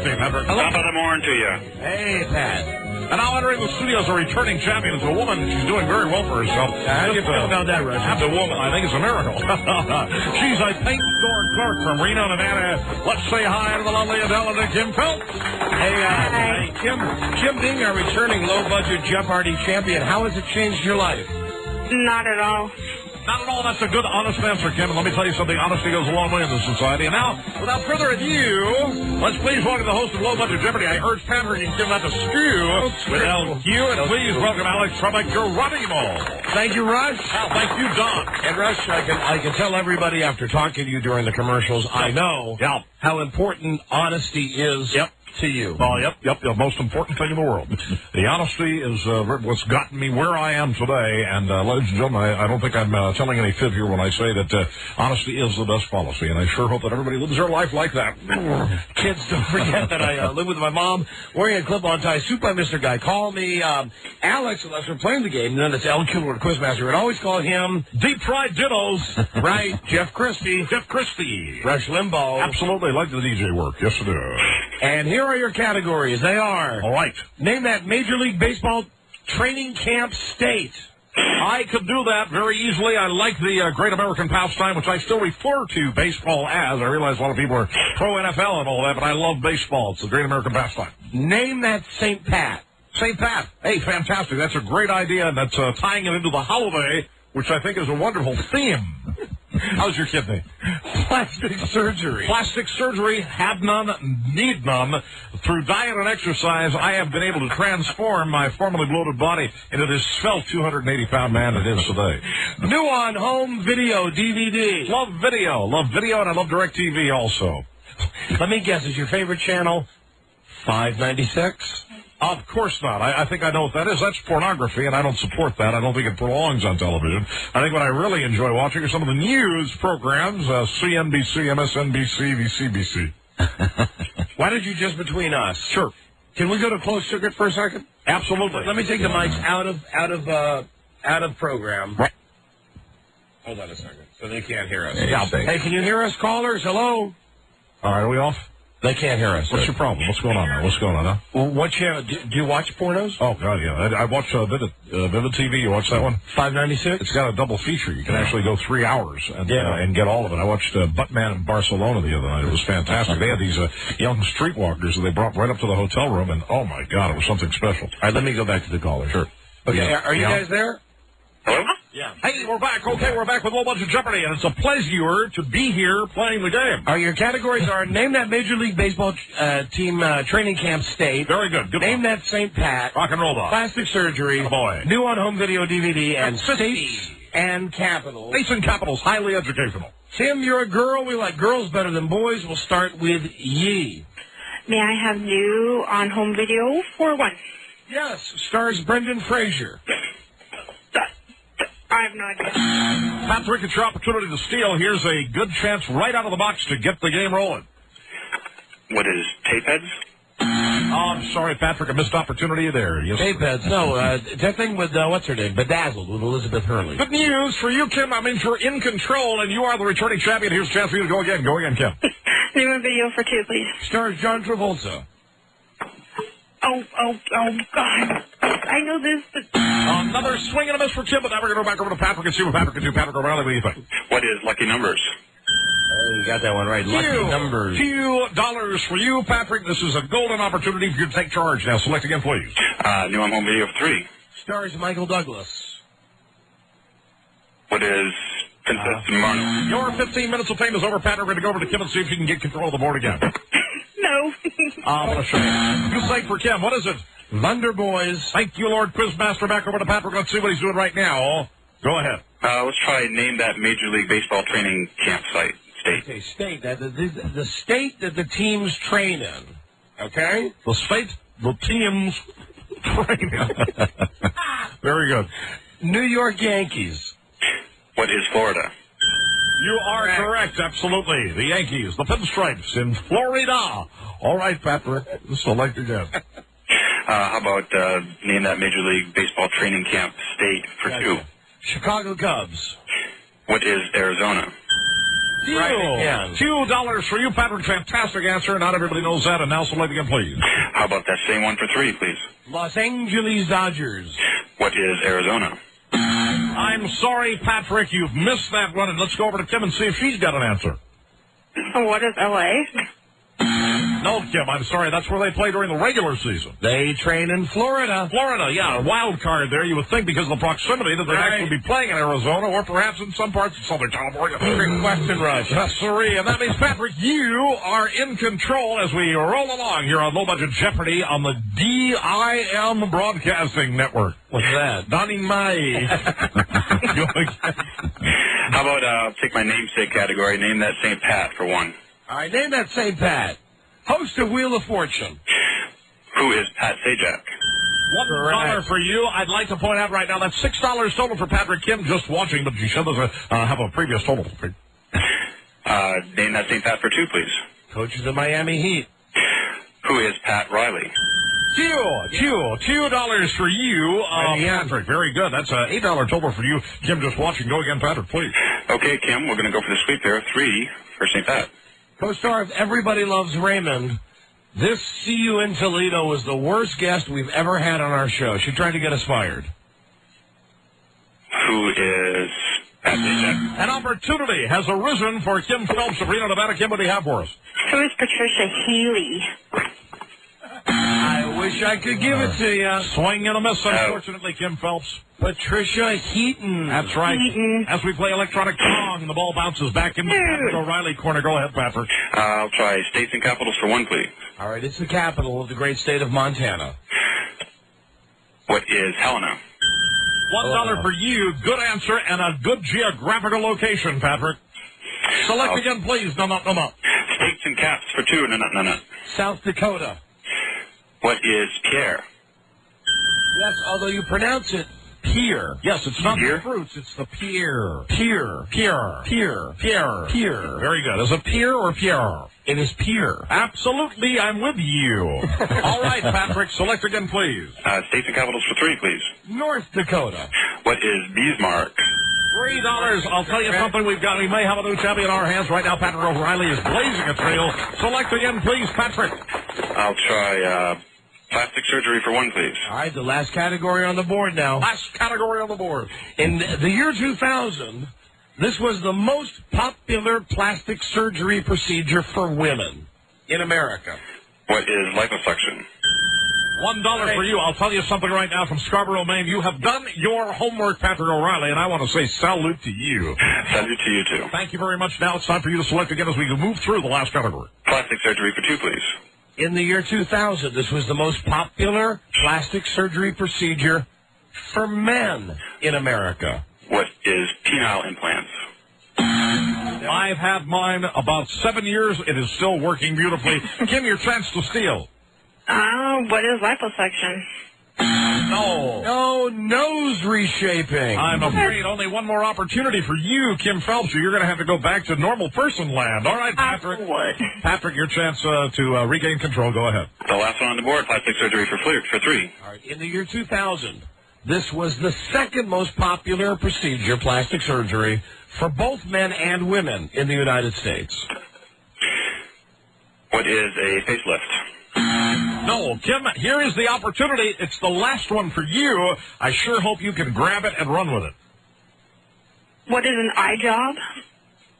You know what? We're going to give it to her because it's eyelid surgery. That's an eye job. Congratulations, Kim. With the skin of your Reno, Nevada team, you have gone to the next round. Congratulations. That is the first round ending of Low Budget Jeopardy. Okay, Patrick and Kim, hold on a second.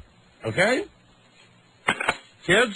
Yes, we're here. All right, hold on. All right, everybody gets a little spent after the first round of Low Budget Jeopardy. Now, Rush, what I've done is taken them and put them on hold. Okay, how much time do we have left? I've got, just a few minutes away from me so horny time. You know that, don't you? Yeah, sure. I got to get a rub down. I noticed, though. I got to get a rub down on a hand thing. You'll make it. Just between... I do like porno with midgets. Just between you and I. Yeah. I noticed you were really rooting against the woman in the game. Well, it's not her arena. I don't think that, she can come walking in here, waltzing and, trying to be in a male-dominated society. I think that the good woman would be preparing dinner just about now. Gotcha. Probably in Reno, Nevada, that'd be a late lunch or something if her husband comes home for lunch. But thinking about her, getting the kids all scrubbed and cleaned and maybe doing a few loads of laundry before he's going to come home for his Friday night and mixing him a nice cocktail. Gotcha. That's a nice cocktail. I mean, a woman's place is in the home. I do believe that. I really do. And most communist homes have women in the home. Okay, we'll be right back. Number 1, Arbitron Radio, the Don and Mike Show. We're concerned about AIDS inside our White House. Make no mistake about it. World champion Lucy Juicers, Don and Mike. We're having some fun now, aren't we? We're back with a big old hemorrhoid-ridden Rush Limbaugh. Nice to be here. Always good to be here and get a little break from EIFG. And we have a final low-budget Jeopardy now with Patrick and Kim. Are you ready, kids? Yes. Ready to go. Always very exciting when we play final low-budget Jeopardy. And here is your final low-budget Jeopardy category. It is... Excellent. Monkey News Network. Monkey News. Wednesday night in D.C., 3 of the 4 original Monkees reunited for a concert. Your final low-budget Jeopardy answer is the one who didn't show. Okay? Pretty famous. He's the smart one. He didn't want anything to do with the Monkees. There you go. The one member of the Monkees who didn't show for the reunion concert. Need his name in the form of a question, and good luck. All contestants, ladies and gentlemen, on Low Budget Jeopardy receive the Rush Limbaugh Cookbook, chock full of Mama Limbaugh's delicious kitchen creations. Ladies and gentlemen, this book has page after page of tasty items like jelly donuts and butter sauce, beef tips in bacon grease, Butterfinger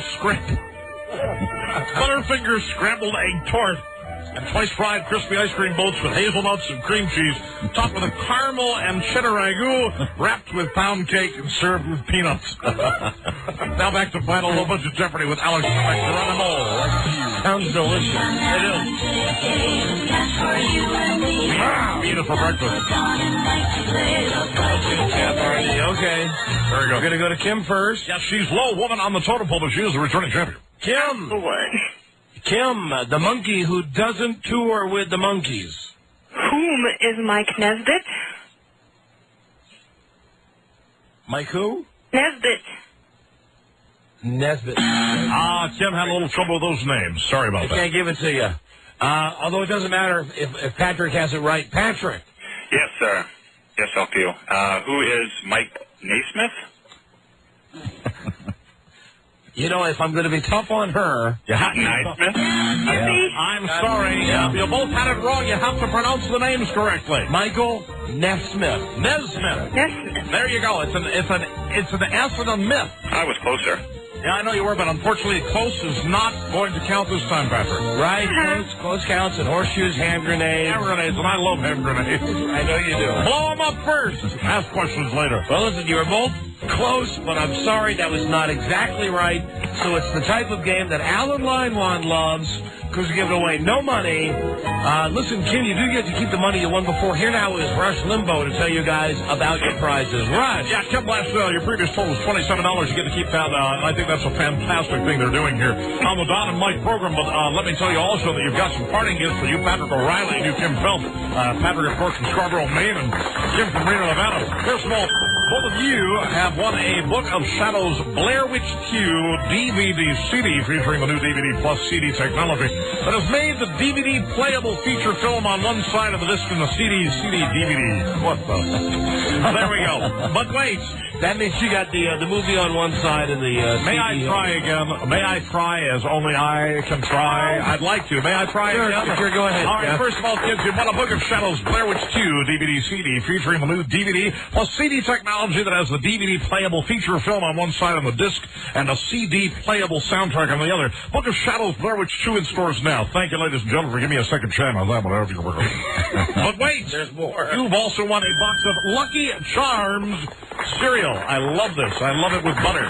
Happy St. Patrick's Day from General Mills, one of the great companies of the United States. Thank you, Patrick and Kim. Thanks for playing the game with Dynamite. Thank you, kids. Have a great weekend. Thank you.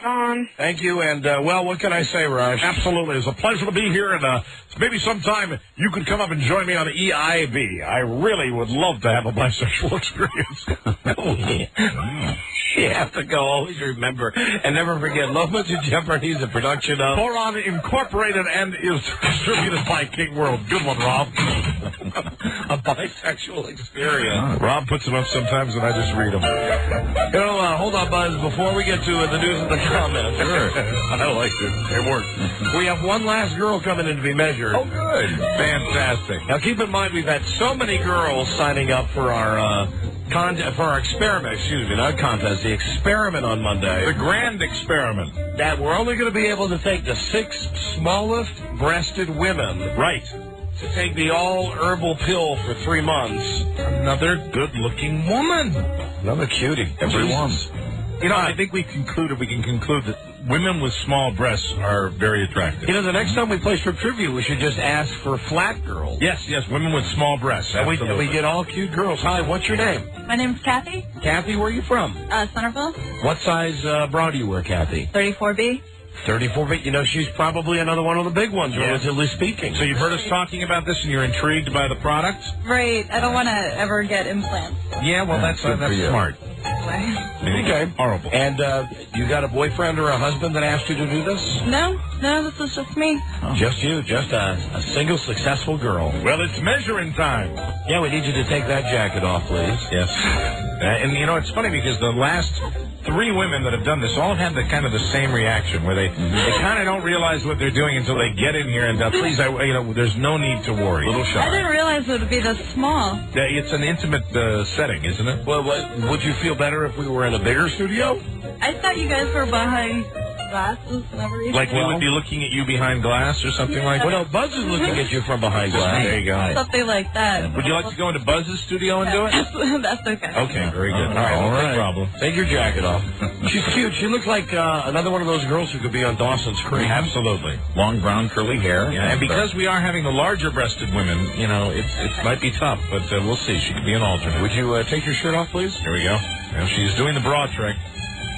Are you doing the bra trick? I'm trying to take it off as slowly as possible. Okay, that's fine. All right. Take your time. We actually don't mind that. That's okay. Not a bit.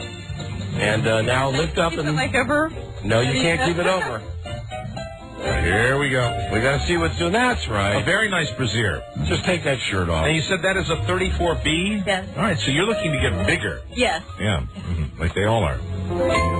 She looks plenty good to me. Yes. You might want to take the bra off, though. Yes, we will need to see the breasts. Kind of a rule. Like all of your predecessors. And also that helps with the measuring. Absolutely.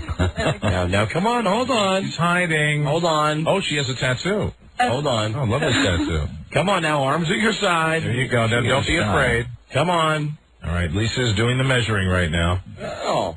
Wow. I don't think this girl needs to be in this contest. No, I don't see. I haven't really seen. You see that? I'm only getting the side view. Hey, could you just one little look? So we have to judge. You see, that's our job.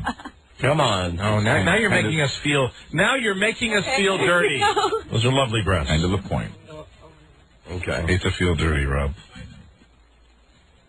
All right, Lisa's doing the measurement. Around the nipple now. Mm-hmm. And what are the measurements there, Lisa? 27.5 across. She's, I think, the skinniest one that we had, and then 32. Wow. You know what? She might get in with those measurements. Yeah, but you know what? This is a woman who I don't think needs any enhancement. Oh, I do. Actually, it was 30. Why do you need bigger breasts? I just want to get a size bigger. You want to get a size bigger? Okay. All right. Well, listen, come down Monday. What we're going to do is have all of the girls, Lisa will give you a time. All the girls will be photographed. All the girls will be measured. Right. And the top 6 most worthy. Right. The 6 smallest. The 6 who need it the most, so you might have a problem. Okay. You know, we'll see what happens. But if you don't, we'll buy you a padded bra or something. Okay? We'll buy you one of those water bras. It was very nice to meet you. It was nice meeting you. Thank you for coming down. How did you find the experience? Embarrassing. Embarrassing, but afterwards, really not that big a deal, right? Not that bad. Yeah, we're experienced professionals. Okay. Just remember that. Thank you. Thank you for coming on the show. Yes. She made me feel dirty. We all do. She sure did. She sure did. Buzz, yes. We're ready for some news and some comments now. In a world where owning a radio was strictly forbidden, one man found a way to bring good news to his people. Who's that man? He made it up. Made it up. Buzz, is the lead story going to be that on Monday there's going to be like 10 girls in here and we're going to have to send 4 of them away? Yeah, that's Monday's lead story. What's the lead story tonight, Buzz? Tonight, a verdict in the Puff Daddy trial. Whoa! Oh, really? That's Yes. a good tease. Really? Okay. Who wants to bet? Because I've not heard anything. Have you heard anything? I have not heard a thing. I will say guilty. Gets off. Okay. What do you got? 2, 3, 4, 5. I'm running out of money on today's show. I'll bet you $100. I only got 5. I win. It's just like poker. Just give me the $5. I know. You want to go 5? No, let's do $1. $1? Yeah. Let's do 2. Okay. Let's do 2. Let's do. Okay, good. And it's guilty if he's guilty of anything. Mm-hmm. Is he either guilty or not guilty? Well, that's usually how a verdict works. There we go. All right. I only have $1 or I have a 20. Okay. So we'll do $1. Okay, just $1. All right. You're on. Very good. All right, well, good. Now we've got some money riding on the news. Mm-hmm. What won't we bet on? Finally. And we'll get it from Buzz when we come right back. Number 1, Arbitron Radio, the Don and Mike Show. I don't know whether to laugh or vomit. Proudly inviting all of America to eat their bung. Right. Don Geronimo and Mike O'Mara. Get a spoon. Yep. To get every last drop. Yum, yum. Now here's Buzz again. Hi, Buzz. Hi, Don and Mike. This also just in the news time. Dale Earnhardt's widow and a Florida newspaper have reached agreement over those autopsy photos. Under the agreement, an independent medical expert will view the photos before they are permanently sealed.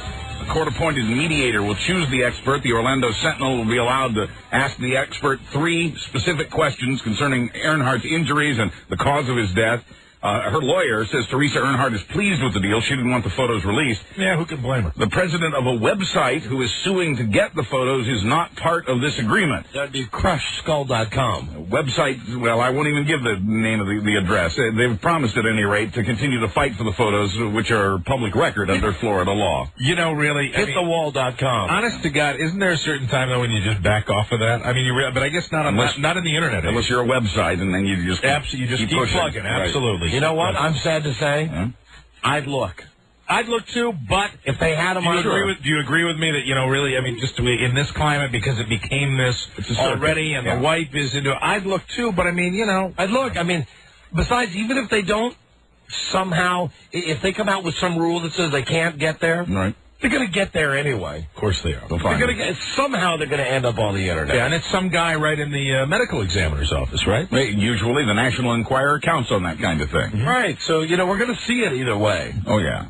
Well, the same state that last year okayed civil unions for same-sex couples is now ready to ban gay marriages. It was the gay issue that got a number of Democrats thrown out of office in Vermont last year. And now there's a Republican majority in the state's House of Representatives. The tide has turned. The Senate still has to approve the gay marriage ban, however, and it's still mostly Democratic in the Senate. Vermont became the first state to recognize civil unions 1 year ago this month.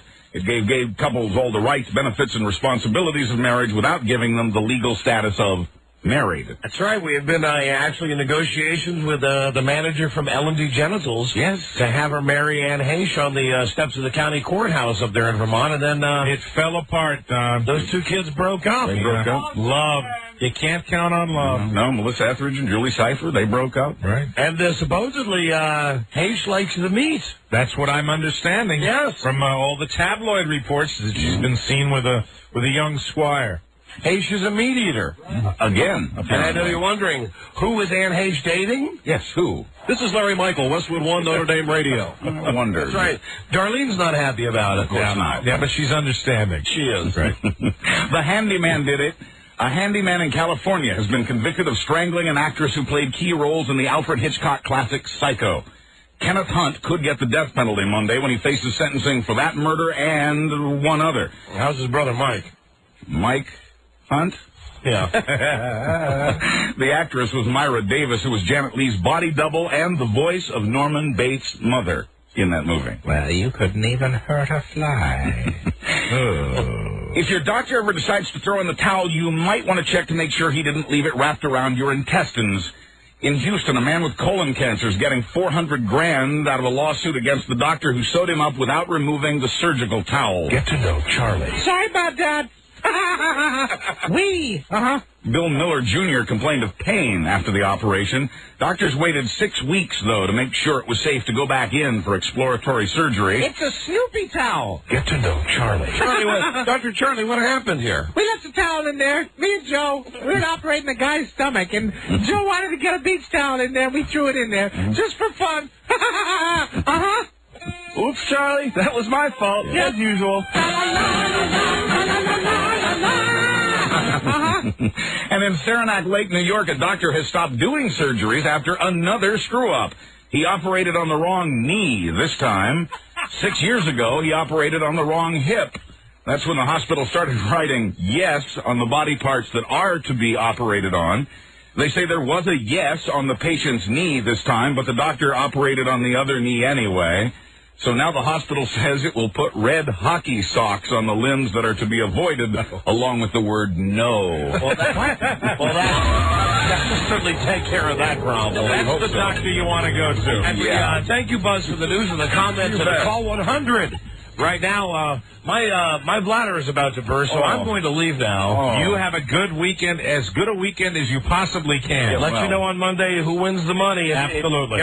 If it comes out this weekend. Are you going to get some medical attention over the weekend? Yeah, as much as I can. All right, go. Let you know what happened. Good for you. Have a good one. Love you, Frida. Love you, Bart. See you on Monday.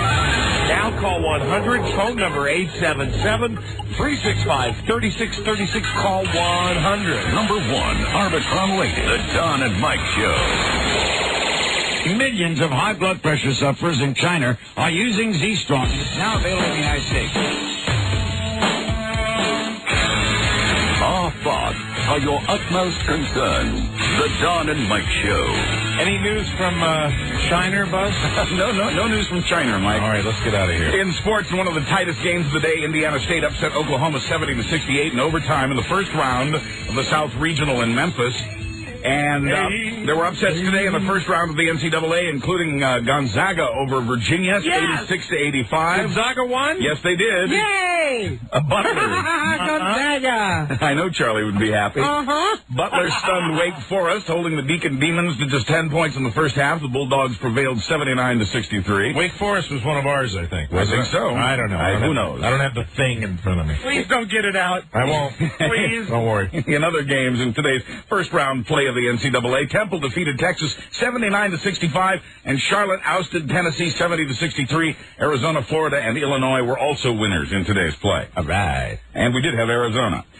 Sammy Sosa has agreed to a contract extension with the Chicago Cubs over the next 4 years. He will get $72 million. Oh, my God. Sosa, I like that. Sosa batted .305 over the last 3 years, hitting 179 home runs. Oh, my God. And when he turns 60, the Sox will sign him. That's right, absolutely. Only if he blows his shoulder out, Rob. And he has a temper tantrum. And finally, a town official in Maine is in trouble for what he wrote in the memo space on one of his personal checks. Oh, dear. Well, they just put these checks together, and I don't care what people read them. There we go. You've been through this, Mike. Of course I have. The town assessor in Old Orchard Beach was paying for boat registration, and in the memo space he wrote, "for sexual favors."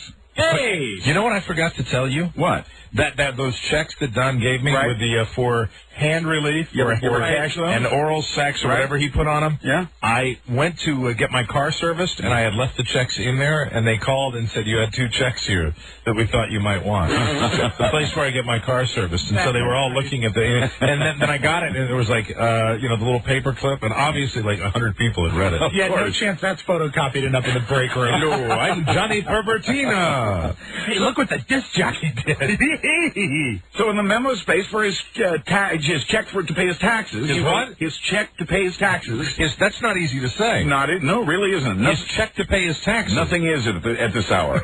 Okay. Sexual favors, you see, is the name of his boat. Oh. Other town officials are not amused. Displaying a true bureaucratic sense of humor, they say the assessor has a responsibility to act appropriately. No. I'm Buzz Burbank on the Don and Mike Show. No. Yes. Oh, yes. No. Yes. Oh, yes. Don Geronimo, if you're listening, props to you for even coming in here today. Amazing. Above and beyond. I mean, man, oh, man. I mean, he was hurt, and that's why he headed out a little early, and I hope he passes that stone sometime over the weekend. And, no, not going to do that, Lisa. Sorry.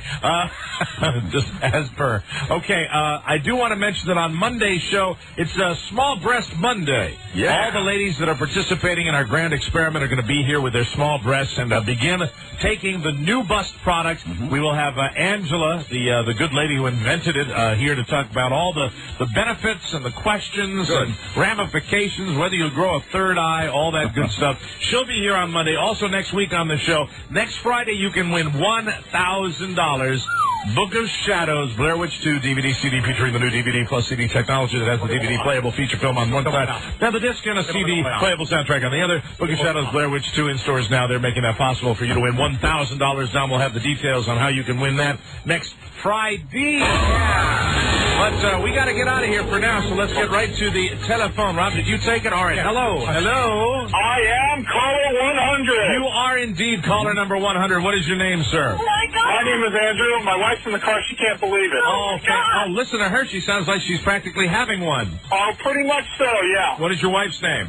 Her name is Janice. Well, you folks have won something fantastic. Tell your wife it's going to be a big weekend in your house. Since you're caller 100, you have won a box of Lucky Charms cereal. Hey, honey, we won a box of Lucky Charms cereal. There you go. Happy St. Patrick's Day from General Mills. But wait. There's more? I'm going to say it again. You won a Book of Shadows, Blair Witch 2. I'm going to say this as fast as I can. Do you want me to time you? Here we go. Ready? Oh, yes. You won a Book of Shadows, Blair Witch 2, DVD, CD. Wait. I'm going to start again. Okay, ready? You have won a Book of Shadows, Blair Witch 2, DVD, CD featuring the new DVD plus CD technology that has the DVD playable feature film on one side and one side. Damn it! You won that. All right? 6 seconds. All right. Thank you. Thank you. I was brilliant. Thanks a lot, and have a wonderful weekend. And especially, happy St. Patrick's Day. Let's drive safely out there, okay? Get a designated driver if you're going to be drinking any of that green beer. Okay, my friend? Okay? Sir? Hello? Hello? I thought the phone might be breaking up.